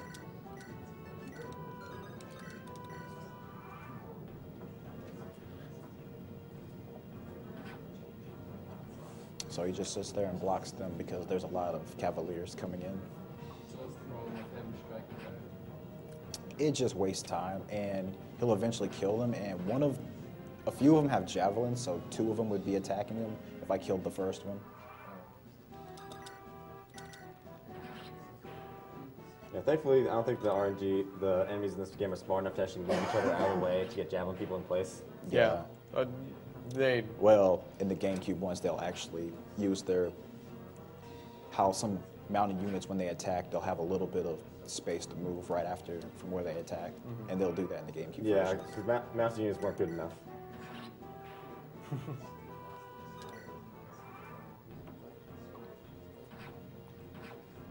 We have a $20 what? donation from Simon Murasiki. Hi there. I was watching 2 previous marathons, and I'm still amazed how generous gamers are. It is awesome what you guys are doing, and people like you that make our gamers proud. Keep up the good work. There you go. This is so weak. This Seth is so weak.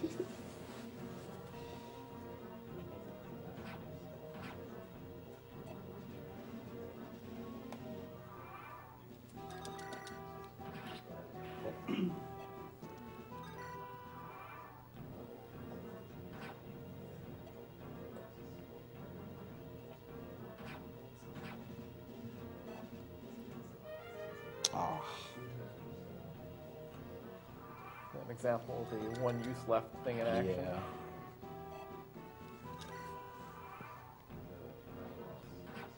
Yeah, it's your Oslo, huh? Yeah. You just tap this game out of the way? Okay, I need to put Erica here because there's 2 monks up there and they will definitely kill her if I put her anywhere close to the throne. And another thing is, there's a monk at the very, very top who has a berserk staff, but his magic is so weak that he doesn't even attempt to try to berserk Seth. And it actually can reach like just below where the boss is. But to get a general idea of what chance they have of hitting you with something like a sleep, silence, or berserk staff, just look at their magic attack and look at your resistance. If it's higher than their magic, then they're gonna have a very hard time hitting you with it. And this boss right here is the biggest jerk in the game because his avoid is 72. So it's extremely hard to hit him, and it's a complete crapshoot from here. So there's going to be a lot of missing. Do you need to heal yourself? Not right now.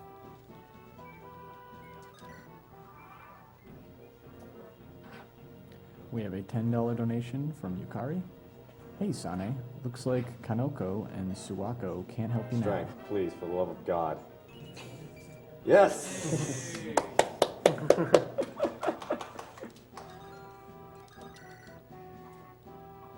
you crit yet? He can. Don't say that. Why did you ask that?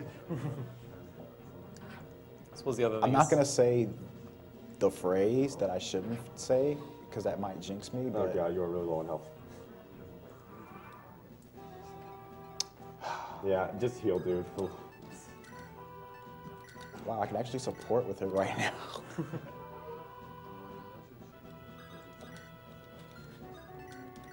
Why not set the Erica OTP? Let's go. I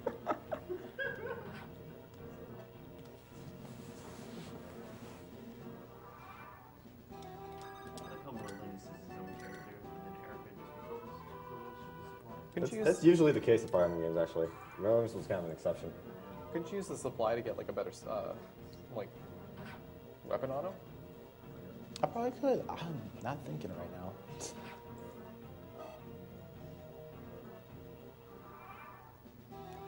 I should have saved the silver lance for this part. Here's the port. Here's the port. There is nothing. There is nothing. at Oh all. man. Yeah, that's all I have. Yeah. He is very hard to hit. Even if I get something good, like a silver lance, I'll still be at like 40 something hit.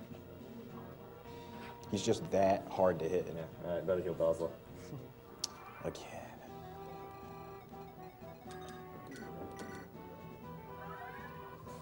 What a train wreck. Yeah, this chapter, man. This chapter.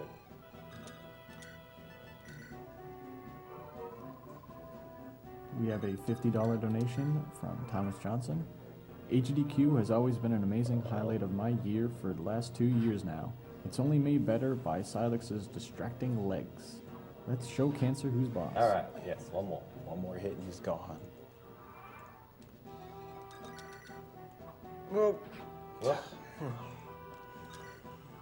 I am very surprised. I'm not going to say it.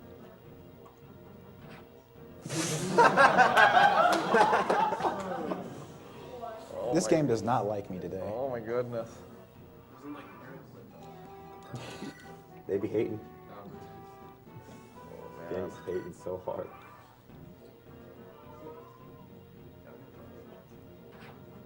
There you Oh go. my goodness. Woo! Frank, for the love of God, please, please, please, please.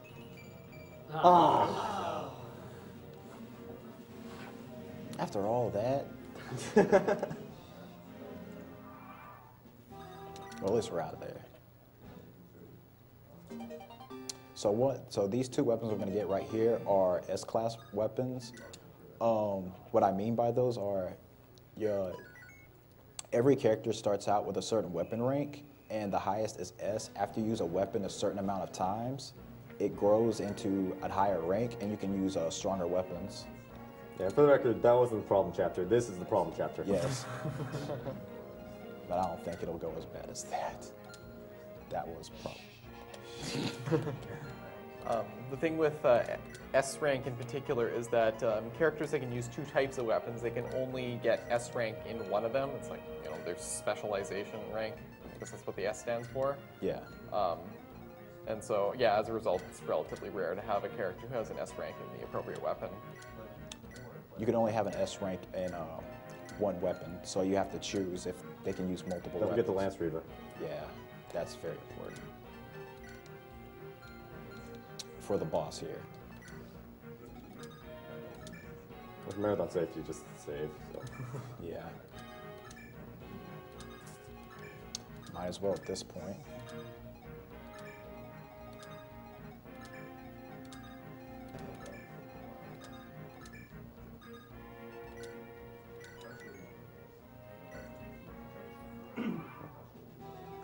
So this is a desert chapter, which is notorious in Fire Emblem for being tough because they... Formation.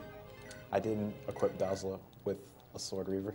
Oh, yeah. Yeah. He needs them for one of the mercenaries up there.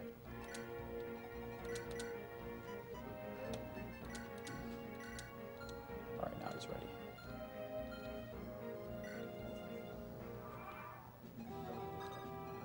The sand reduces your movement, the number of movement spaces you can do for everything but magic users, if I'm not mistaken. Yes, correct. Yeah. Which I always found strange. I think they justified it in like 7 or something, saying like the sands were like magical, so it helped the magic people. But yeah. Just because they were light. Well, I mean, so are like archers and thieves, though. Oh, I guess thieves aren't in. I think thieves also don't get a whatever it's called. You know the word I'm thinking of. Penalty, yes. Yeah. Yeah, it's pretty important I kill that guy. We have a $50 donation from Lord Zadak. The strats I see in all of these runs constantly blow my mind. Keep up the good work, runners.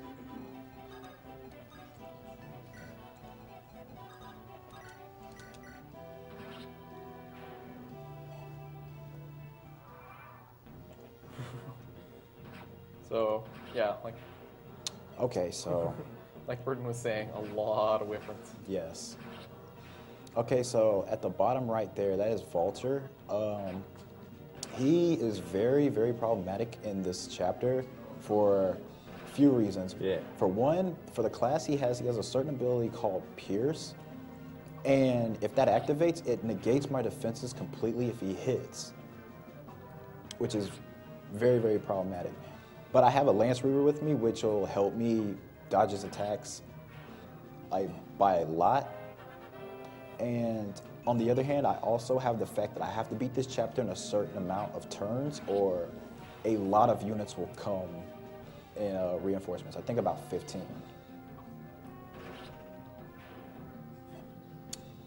And also that Berserker there on that ruined village has a Devil Axe. Just wanted to point that out. Devil Axe, the mightiest of axes.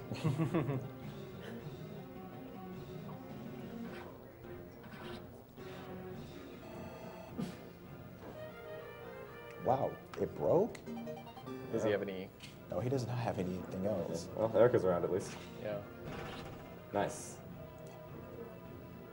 Alright, just do that 3 more times.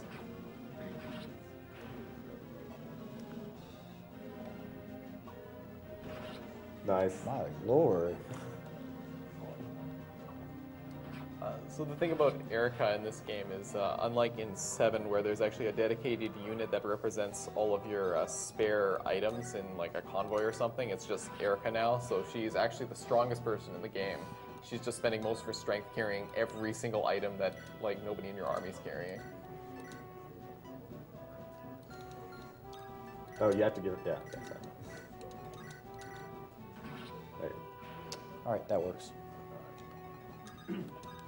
Okay, so another good thing about thieves are in these desert levels, they're known to have hidden items under the sand. And if a character walks over it, depending on their luck stat, that'll be the percentage of them digging up that item. But if a thief goes there, it's 100%. So that's why it's really useful to have a thief around for this chapter. And what I picked up there were the Swift Souls, which increased the movement of any character you use it on by 2. And I will be giving it to somebody in the next chapter.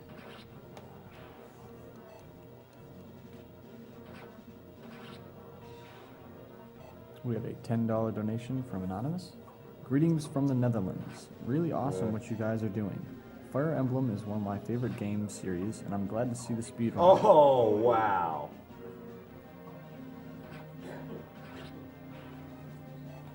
What are the chances?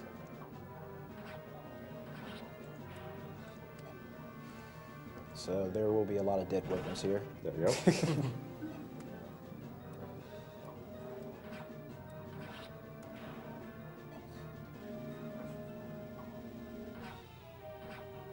Oh, Okay. man.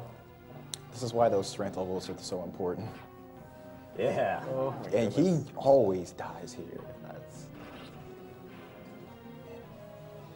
Another thing is that boss right there has a Hoplon guard, which negates all criticals. So even though I have an Excalibur, which is known to have a really good crit rate, I cannot crit him, which sucks.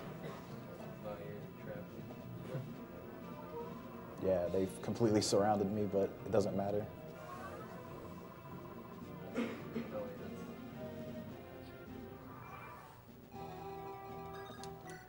So killing these troubadours here are pretty important since they can't actually attack, but they just go around healing. So it's really good to actually focus on killing them if you can. Now you crit them.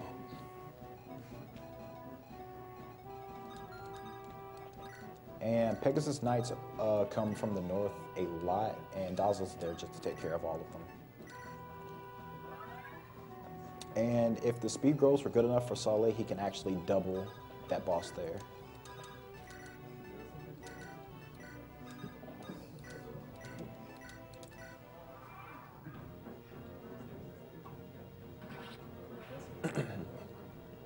We have a $20 donation from Gwimpage. Oh, okay, cool. Let's get the strength and speed, Steth. Shoutouts from another FE runner, Franker Z. Oh, nice. Get him. All right, no, please don't get crit. That shaman right there actually has a Luna, and for anybody who's played Fire Emblem, they know Nice. how crazy Luna actually is. Yeah. There's always like that one broken dark magic spell. He actually hit me. This is why I gave him elixirs. Yep.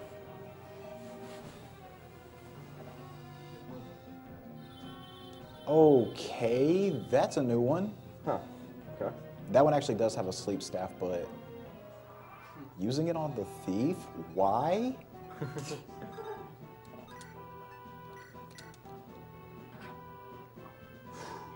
Okay.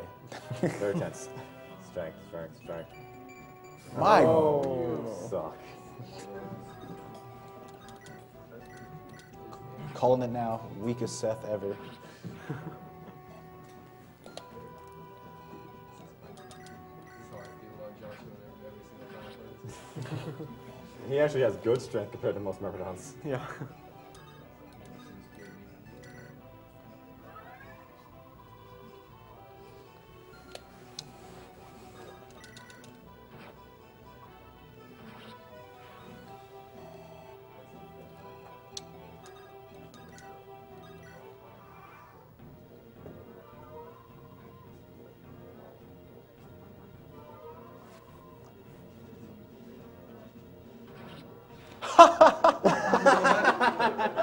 That's So, Devil Axe. yeah. You want to explain it, or? okay. So pretty much the Devil Axe is a special weapon.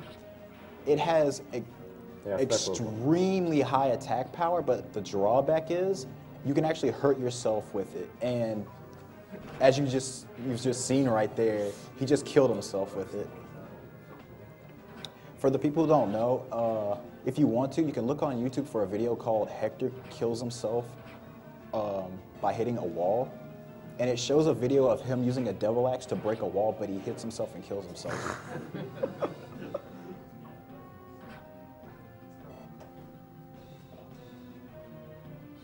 Why did you want to put him to sleep so badly? He's determined.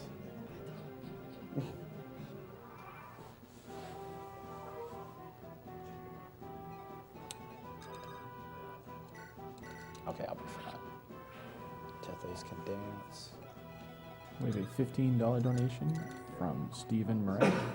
Love you guys. Love what you're doing. It's great. Gives me faith. Keep it up.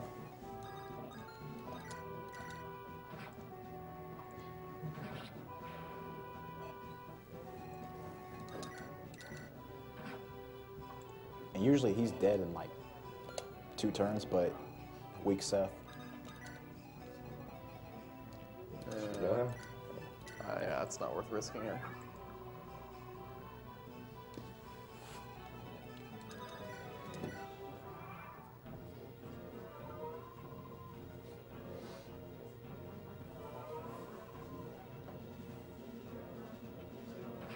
Man. He's getting extremely lucky with that.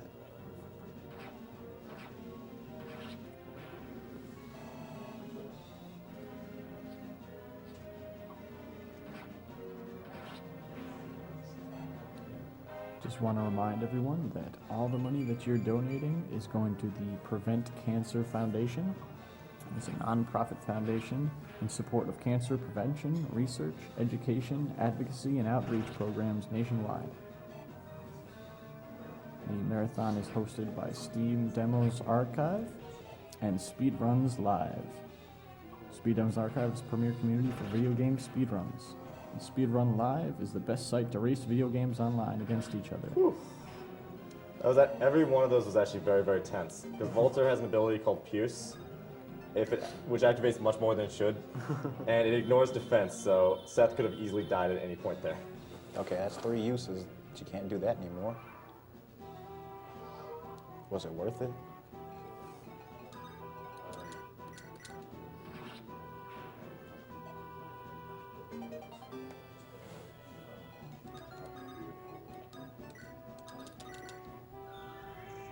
You have a plan for the guy at the top left?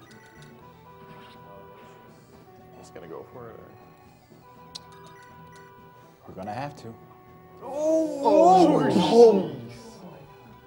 Wow. Yeah, this is bad. 83 hit rate. Damn. Okay. All he has to do is die. He's the last one. Oh man.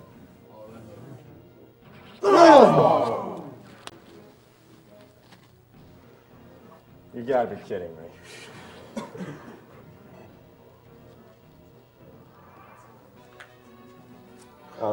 that victory music.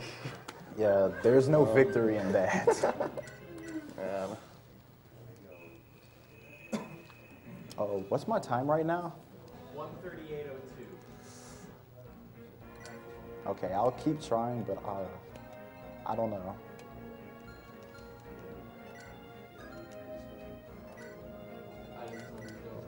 Yeah, I remember.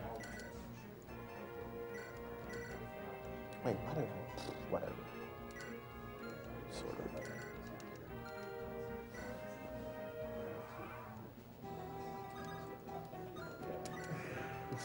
Damn, man. Yeah. That is the most absurdly bad luck.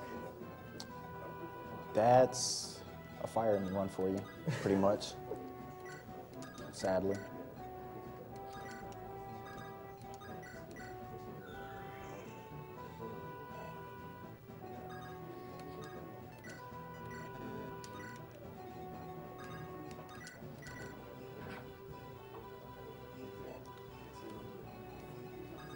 We have a Do $20 you want to reset donation. because you missed that sword guy? Like, does that No, help? it's okay.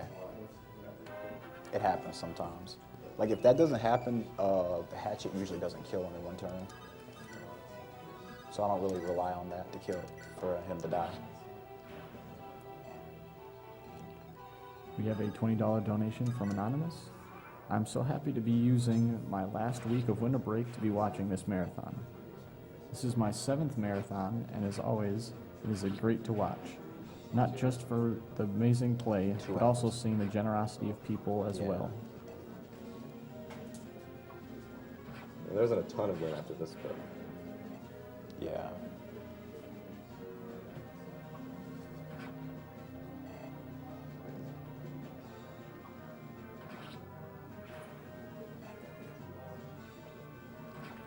We have a $50 donation from Anonymous.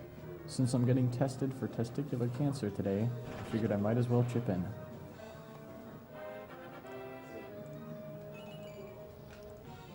luck. That's actually pretty good.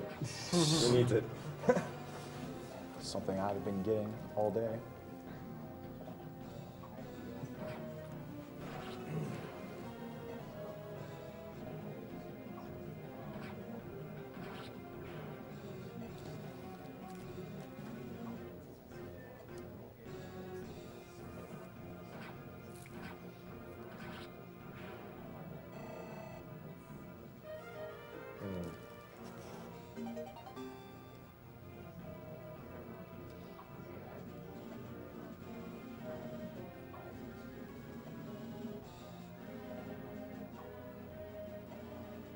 Wait, he doesn't have a javelin on?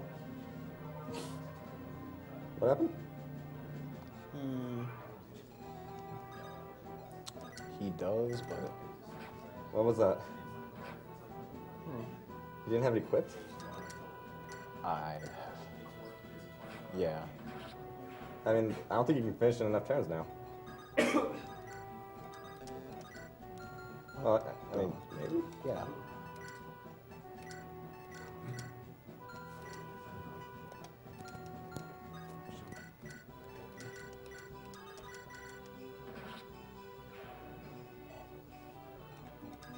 Yeah.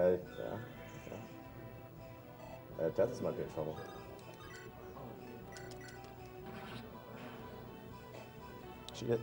I don't think she dies in one hit, though.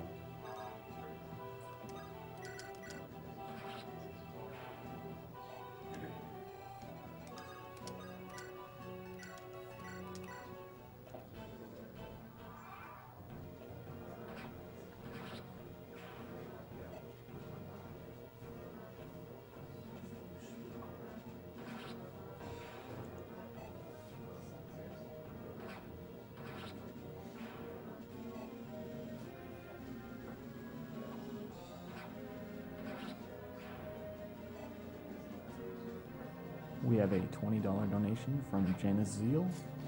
Hey guys, 4th donation of the year here. Keep up all the amazing work. Loving the Fire Emblem run.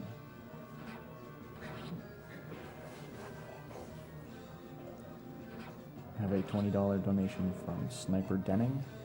I have a message from Lord Nagal. I await you on the Dread Isle.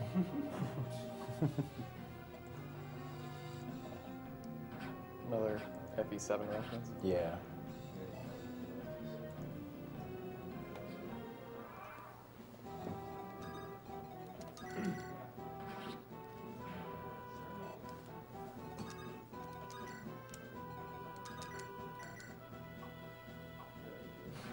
Oh my goodness.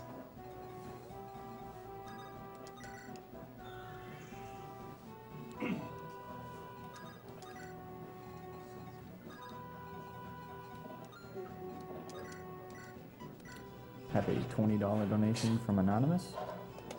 Oh man, Sacred Stones was my game of choice for long car rides. Too bad to have to leave animations off for speed running. I love the general class's attack animations. I would have loved to have them on.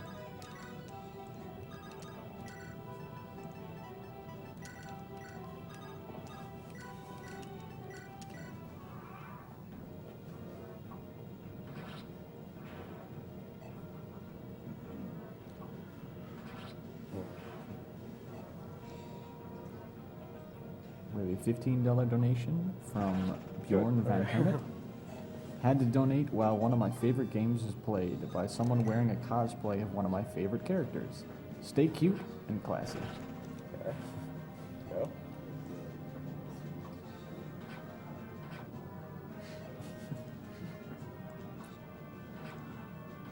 Good.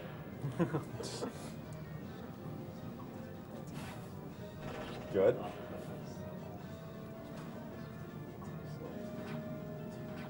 Blah. Oh wow, there's long range. Okay. Yeah, I think it's a full range attack. It's Eclipse. Yeah, I didn't know.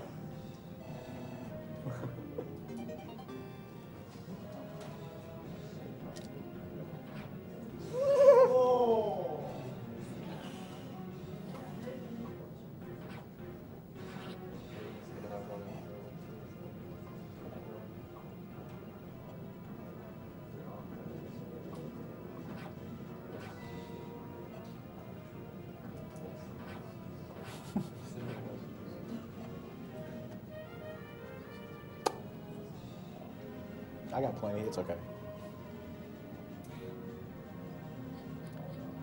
We have a $10 donation from Nicholas Chung. Hello from the UK.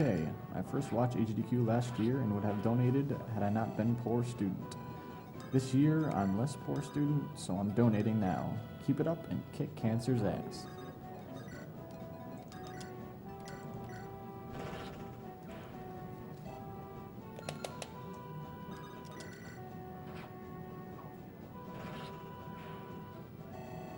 Last minute criticals.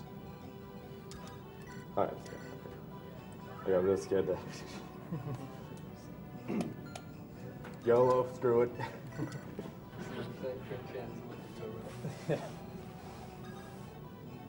Okay, that's actually good that that troubadour is sitting there.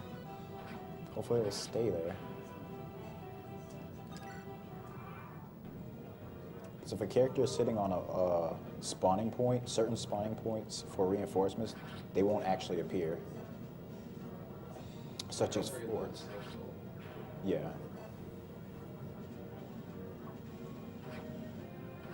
Yeah. That's usually an effective strategy in chapters where characters spawn, is to put your units on top of them or force enemy units to stay on them. Typically spawn points are forts in stages like this, or stairs in like castle stages and things. Okay, Seth got hurt a lot here. Again. Man, that accuracy. It's not very good accuracy.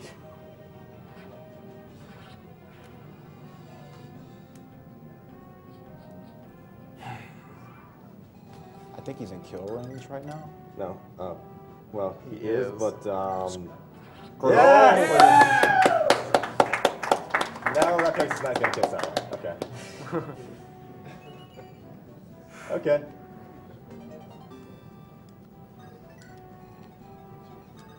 They are both so aggravating. We have a $10 donation from Tarkus. I Yeah. feel obligated to donate during Fire Emblem because I love Fire Emblem. Hopefully you guys get enough to do a triangle attack on cancer. Keep up the good work.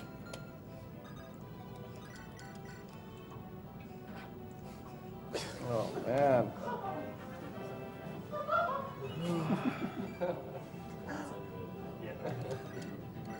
You get an A for effort.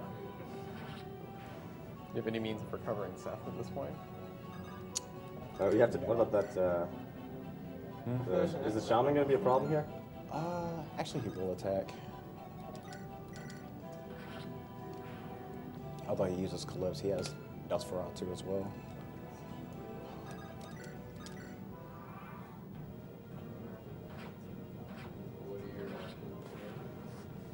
Lance Reether and hope he never hits, but the hit is like 20, around in the 20s, so. Doesn't matter. Would ferrying Erica with Vanessa over? Fly Like, over there, maybe? No, he doesn't have the time. Is the thing. Do either of the enemies down there have items, or do either of your units down there have items that they can trade with him? Maybe. Vulnerary. Vulnerary. Need to kill this guy. Wow, Garrick. Specialty is hitting. What is wrong with you?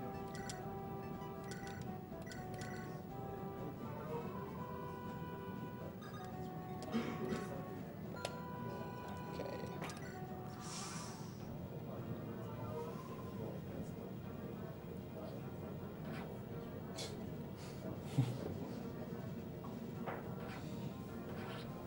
No, he Now he doesn't. does it. That's actually okay, I guess. You guys 4 on that last for now? should be enough. It's enough to take him out. More than enough. Wait, I didn't. Oh. Yeah. Wow. Man. This is such a drag. Oh my god. Oh my god. Well, this is embarrassing. That's okay. Alex is like, It's stressful. It uh, reminds me of my own experience running Fire Emblem games. no, that is classic Fire Emblem, by the way. Just your lord is just hanging out. You don't use it, so you're not even paying attention. And then, oh, huh.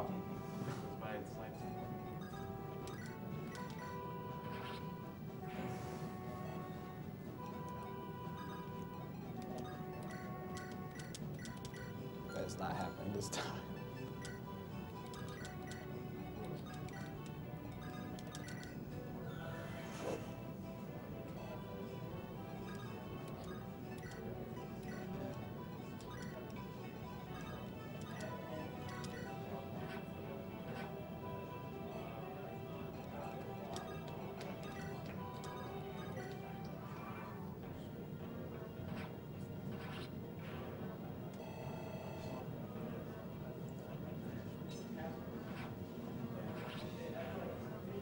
After all that hype. Wow. That's the most embarrassing way. Yeah. Yeah.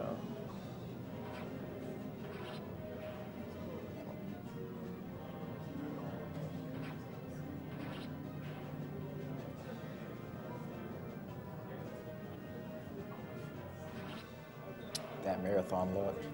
Yeah. That wasn't your bad luck. That was just, oh, yeah. That was a place Well- is not a fair. Not that. I'm really talking about Seth. Yeah.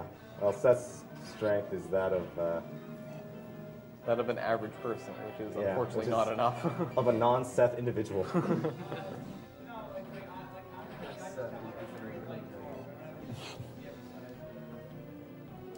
We have a $20 donation from Keith L.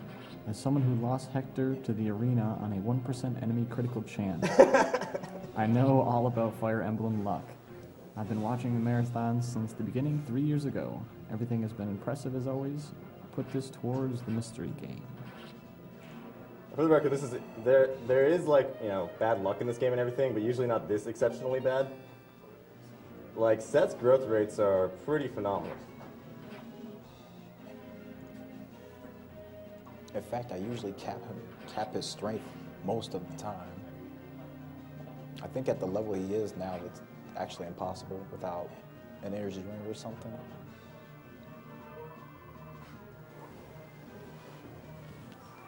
When we mention capping, each class has their own specific maximum number that each stat can have.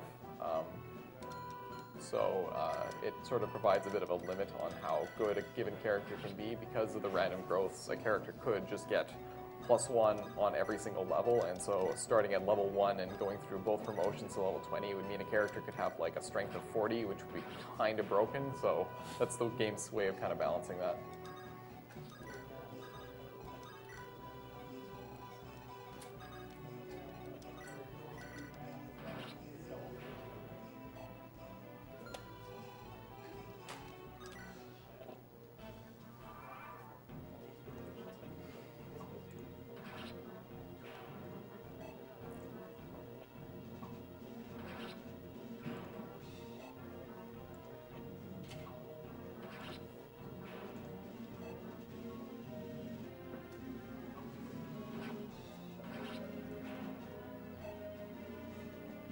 Just want to remind everyone of some bidding incentives we have coming up. We have the Donkey Kong Country Glitched Warps Run, and that right now is at $1,011 out of 4. We also have the Donkey Kong Country 3 Warpless Run. That is at 1,116 out of 5,000. So get your donations in if you want to see those runs.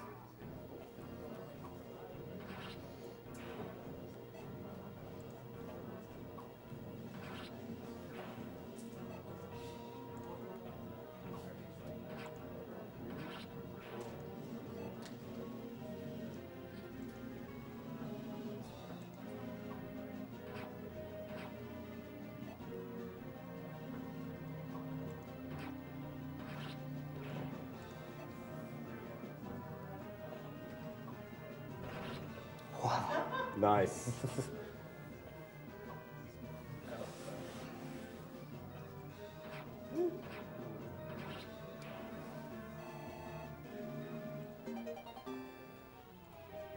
I'm really surprised he hasn't gotten crit yet. Well, That's a good start. That's a very good start. And by good start, you mean that's what usually happens.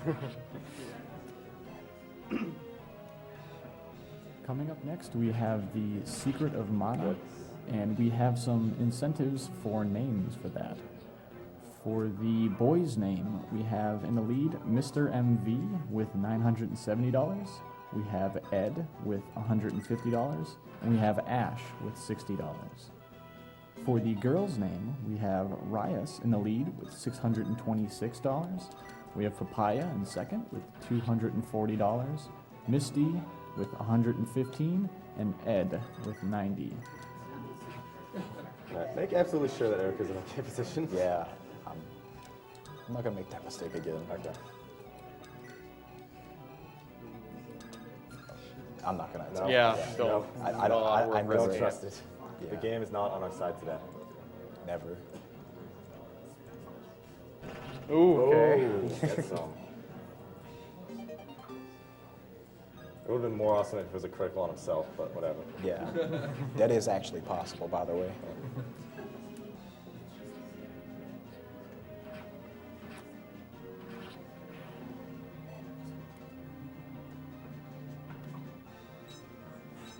All right. Go calm. Get it in, Cole. Good hustle.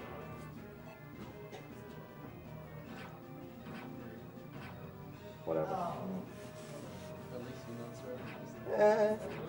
Well, he'll be dead next turn. Maybe. Well, maybe.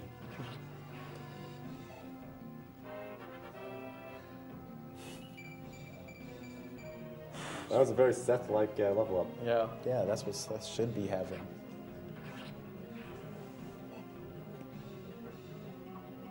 We have a $25 donation to Cyberbot X.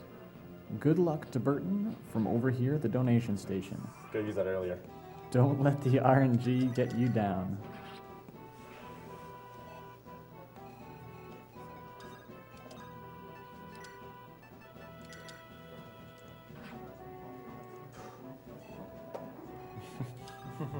Don't celebrate yet. It's stressful.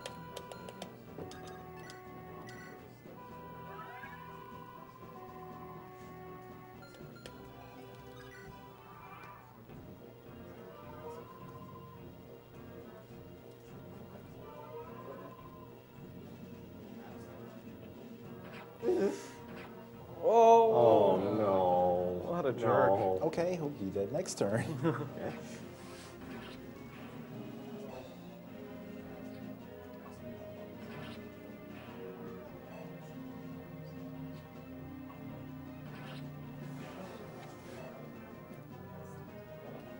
We have a $5 donation from Morris. Loving the stream so far. Shout out to all the people working behind the scenes and to my best buddy, Veggies.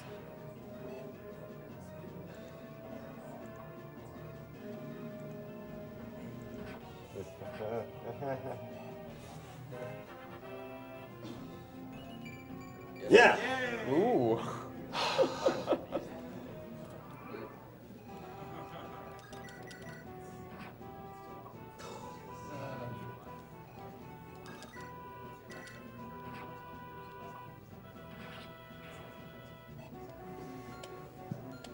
Heal him, I guess? Yeah.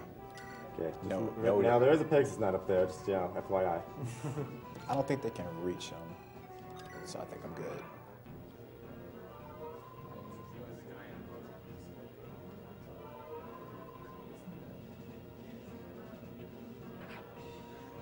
Okay. Okay, good. That's one.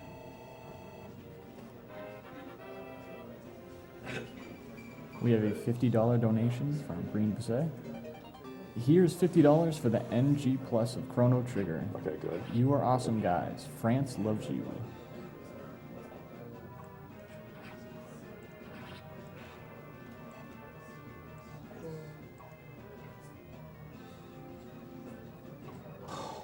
Yes!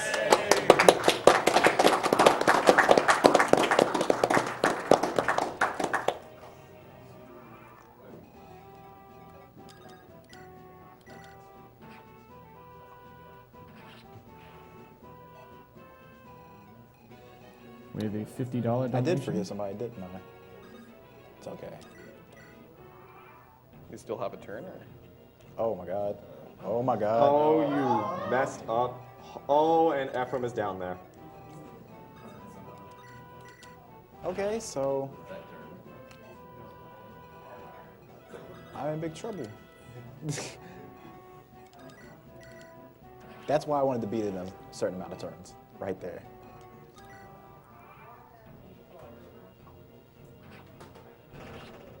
That's actually bad, but you don't want him to kill things right now.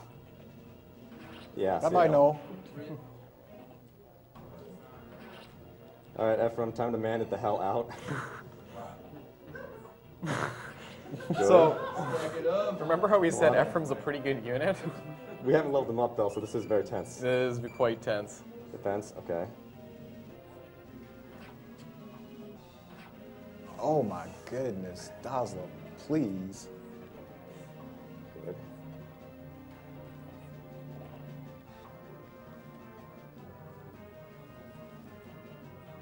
They just keep coming.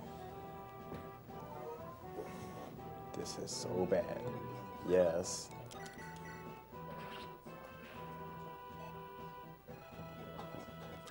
Need heal, yeah. Yeah.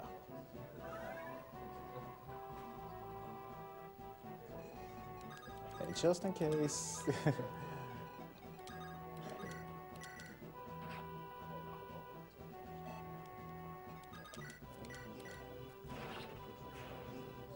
This is resistance.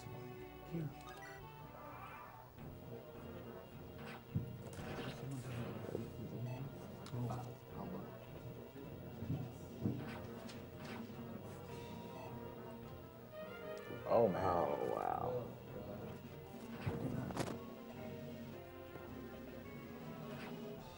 Well, thankfully, yes, resistance.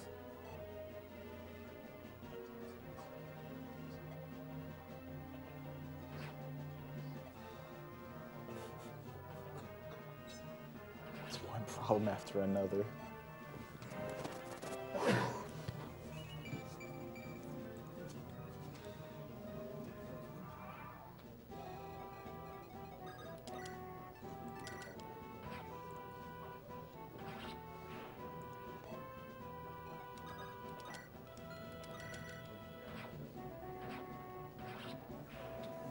We have a $100 donation from MTS. My mom is a cancer survivor, and this event is great entertainment. Okay, so Donating these a guys up here. little is the least I could Yeah. do. Shout out to Oh, I have Kirby. a sword right now. No, I'll be fine because it's like the last chapter I use him. $5 donation from Go. Had to throw in a little extra for that oh so familiar Fire Emblem pain.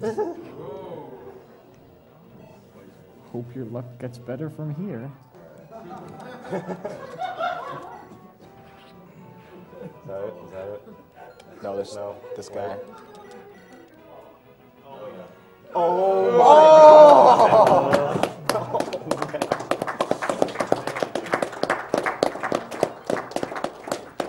Wow. Okay. So My who's heart. glad that's over? I know one person. My heart.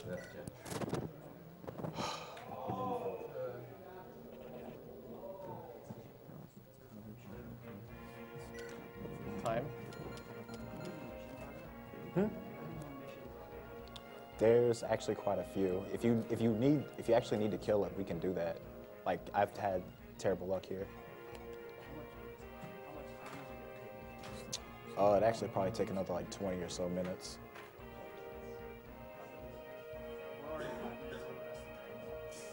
Yeah. I don't know. Like if you really need to, I can do that.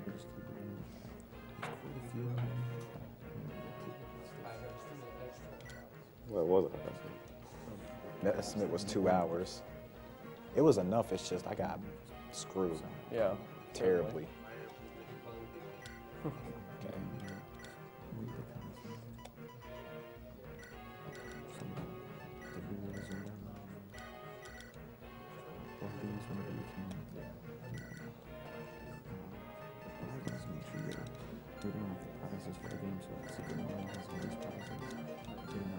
For the sake of interest, I suppose explain what's going on here. Mur is a unit called a Manakete, or what's the Japanese name?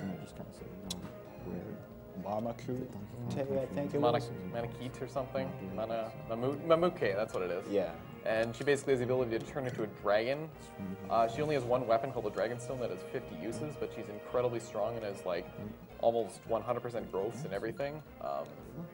So she's an extremely strong unit if used correctly. Her one drawback is she only has 5 movement, which is why the Swift Souls are very useful. But in her hands, she's basically a walking tank. Once you get her leveled correctly. Well, once you get her leveled correctly, yeah.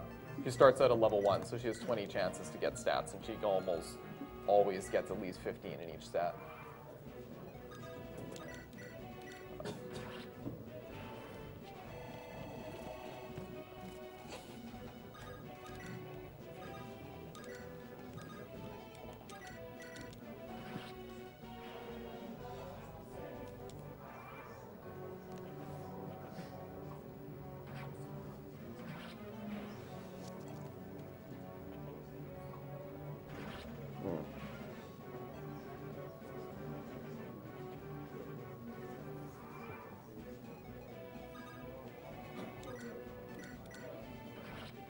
Okay.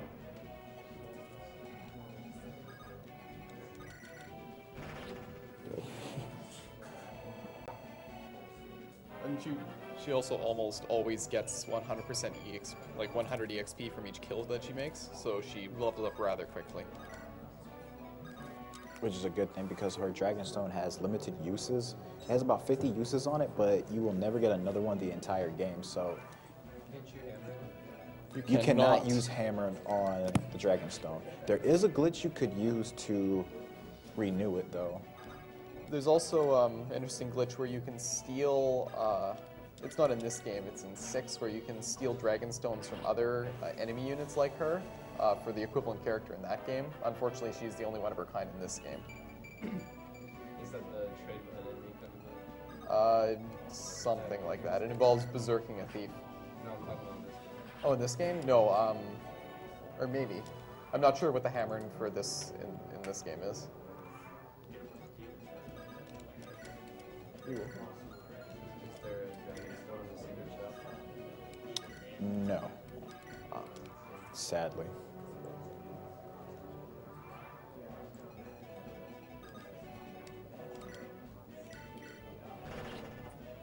Okay, right here, this sage right here has a purge.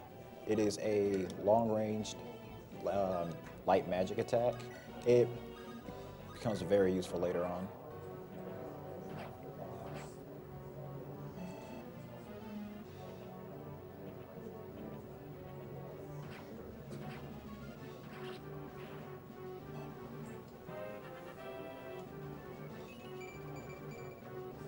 Yeah. That explains my entire run right there.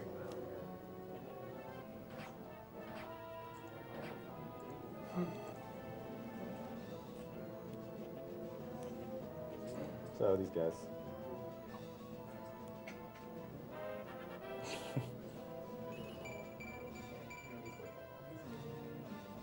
And since her growth in defense is higher than 100%, there's also a chance it could go up by +2 rather than +1 like most units.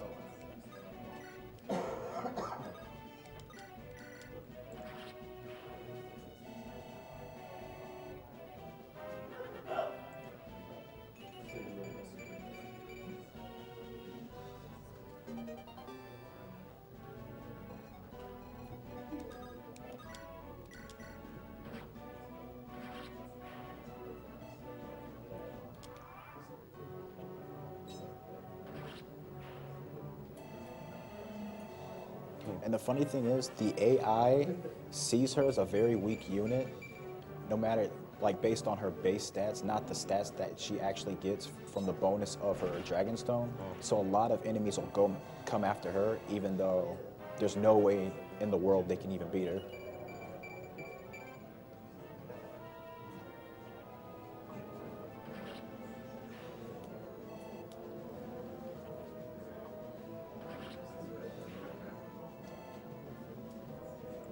I'm very surprised he didn't get hit either of those two times. Well, games got 30 bones sometimes.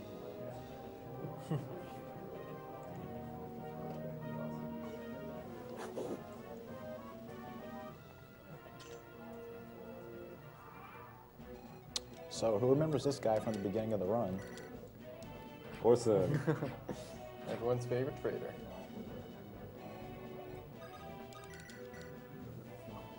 Oh. Well, Huh.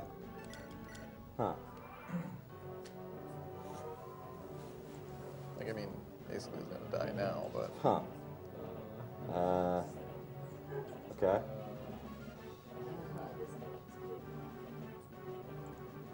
Oh. Huh.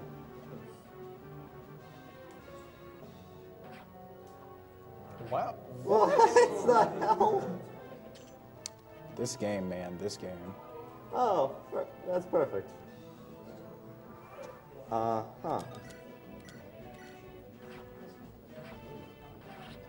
There we Okay. go. That's good, that's good. I'm just gonna leave now.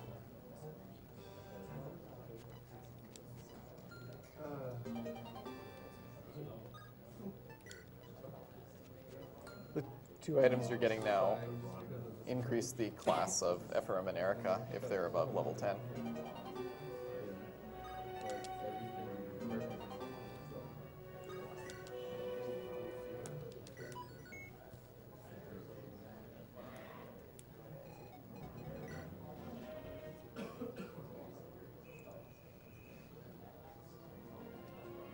All right, this is actually a very, very easy chapter.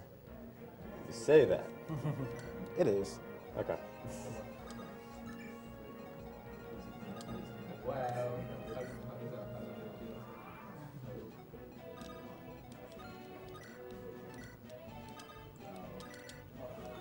The other really nice thing about the Manakite class is that it's actually flying, so it isn't encumbered by any kind of terrain hindrances. The bad thing is they're still classified as flyers, so if someone with a bow comes up, they actually do get the damage bonus, as if it was a Pegasus Knight.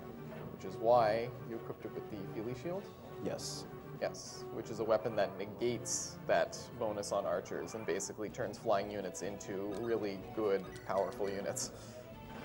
All right. Oh my goodness. Yes. Probably the So- luckiest thing that happened the entire run. Her Dragonstone gives her especially high luck as well, so her crit rate is surprisingly high. Yeah, shouts to Leon. Does that chapter usually go that fast? Yeah, it's just a defeat boss chapter. Yeah. Also, at the end of these chapters, he's getting some of the devil weapons, which are basically just sort of the most powerful weapons for each class of weapon in the game. And the final boss is basically extra vulnerable to those 8 weapons plus the Dragonstone. But since we have Myrrh around and she's better than pretty much anybody else right now, that'll be the main way to kill the final boss. RNG.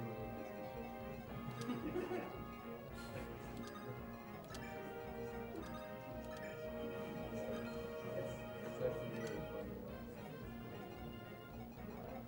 Because it's much.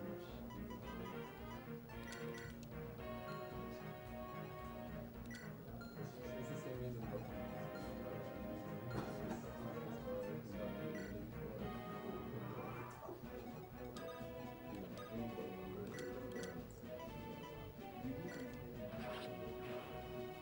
So these eggs gain 5 HP per turn, and once they get full HP, they hatch into an actual monster. This is a common thing Intelligent Systems likes doing, is having a map that seems like it's easy initially, but the enemies will get harder and harder as you go, so you have to kind of rush them down as quickly as possible to beat it. And for each Gorgon egg you beat, you get 50 experience, guaranteed. Yeah. The Gorgons themselves are a problem because they have this thing called stone. So they can petrify you, which makes it so you can't move anymore, but also you lose all evasion. So, yeah, it's a problem, More troublesome version of sleep. basically. Yeah, because if you're asleep, you can actually avoid things, which is kind of funny, but Yeah, don't ask how that works.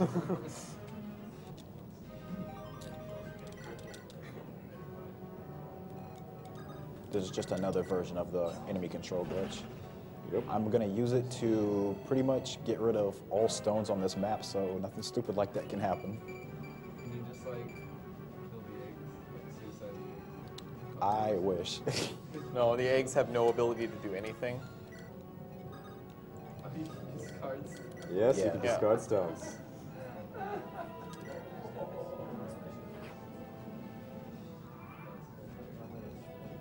Well, yeah, because I mean, basically the only difference between the enemies and you is that they're set to enemy, so.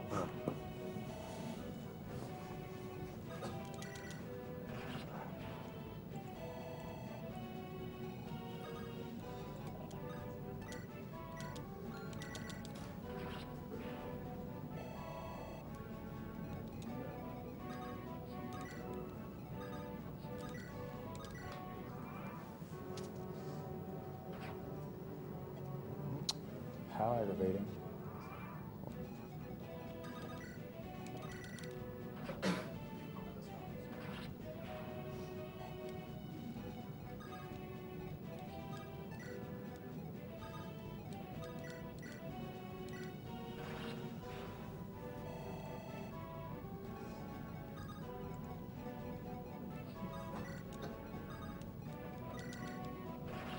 Okay.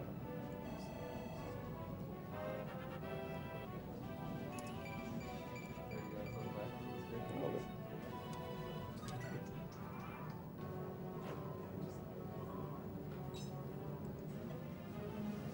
Looks like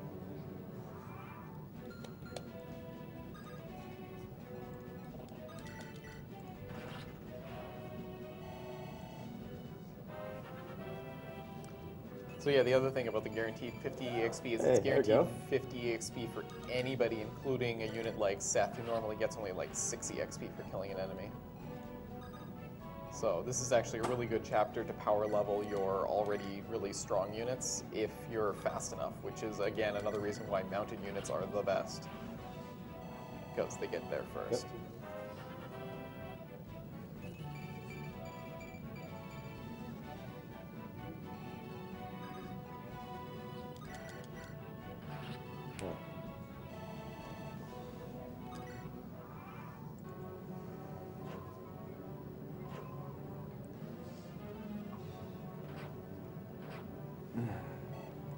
So weak, so weak.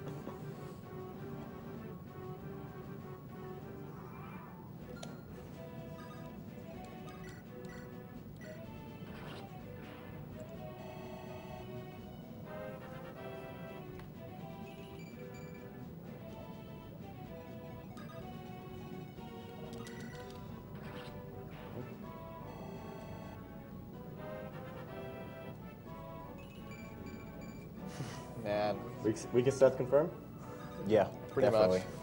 what's average strength? I usually have him around 23 or 24 or even capped by now, because this is usually the map where he gets to level 20. So it's either capped or very, very close to capping. 45 is captain. Yeah, 25 strength. It's just he got all his strength level ups at, like at the very end. And honestly, this is where, after chapter 15 is where Seth's usefulness starts to become less and less more useful. Oh my god. weak sauce. Yeah, basically, now that Myrrh is a part of the party, she's basically the main damage dealer. That meant to be Tana. I don't know. Yeah, that's her over there.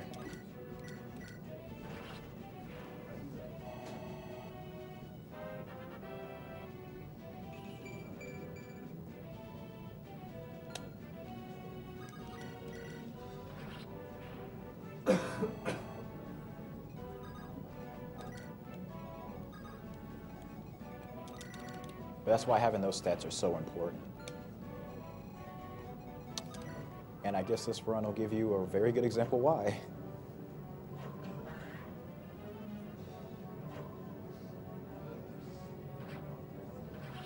I'm very surprised it went after him.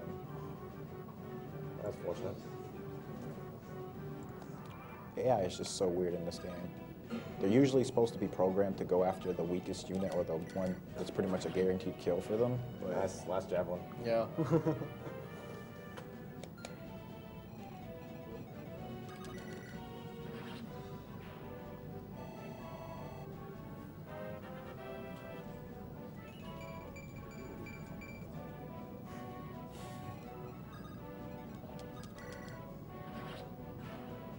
So yeah, Myrrh has a base defense stat of 20 now, which gets also plus 15 from the Dragonstone. yes. So that's defense of 35, and just for reference, most characters cap out defense at like 20.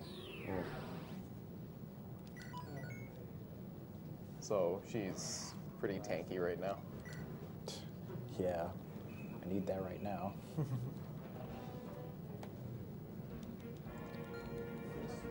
Positivity, people, come on. We got this far. It's true. Yeah, no, if you want to decrease your life expectancy, run Fire Emblem.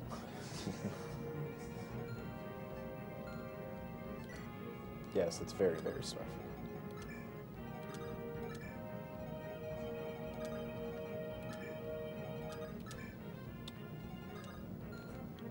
Check his weapons. Oh.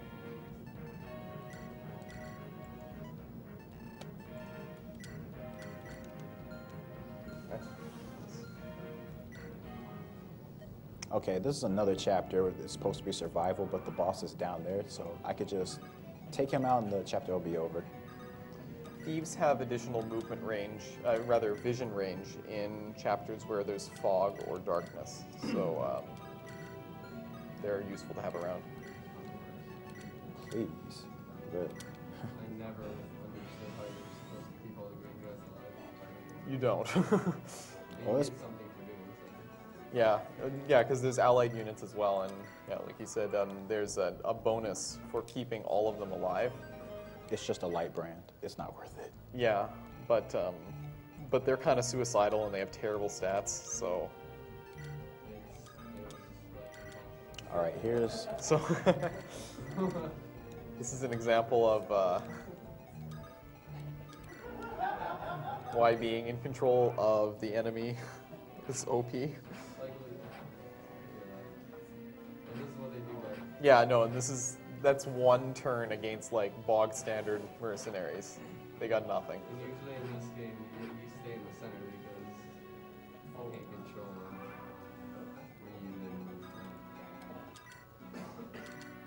This is a chapter where I lost full Berserker Rouse to. All right. Nice. Yep. Yeah. So like we weren't kidding when 14, 15 were like the hard chapters. yeah. Yeah, 19 is like the hard chapter in the whole playthrough. Yeah, no, casually playing it's quite tense because those enemies are very, very strong. But yeah. And they just never end. Yeah, this chapter is pretty dumb to do in a speed run. If just one thing goes wrong, it can be just all over easily. So I made a safe strike here. Hopefully that plane doesn't get destroyed either. But this is the, It's that rain, right? yeah. I don't know what I was thinking there.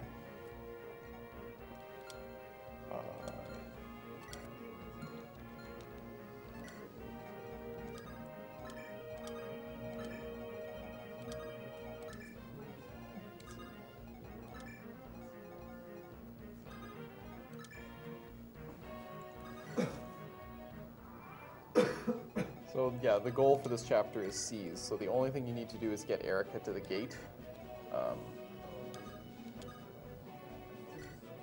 Yeah. Which means minimal fighting is preferred. It won't happen though.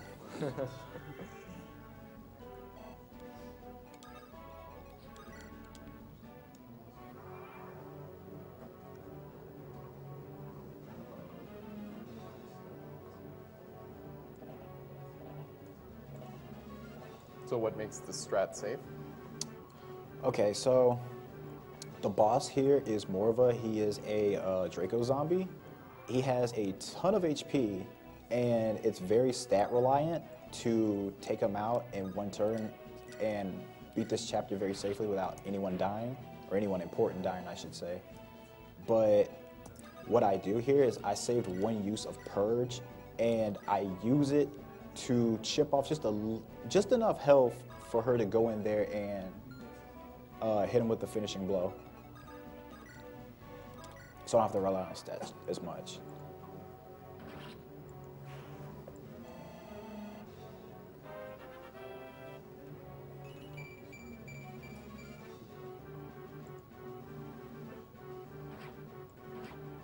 Wow.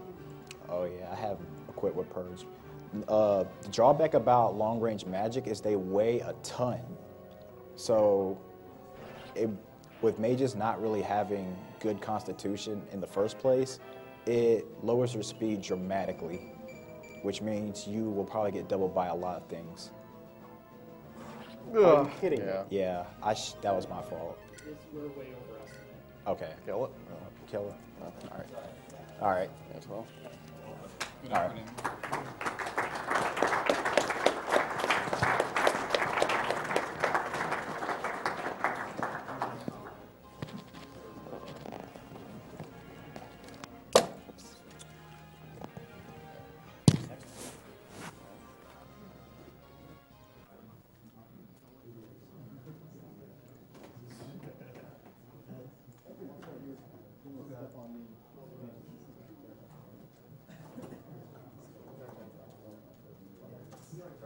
Bertin.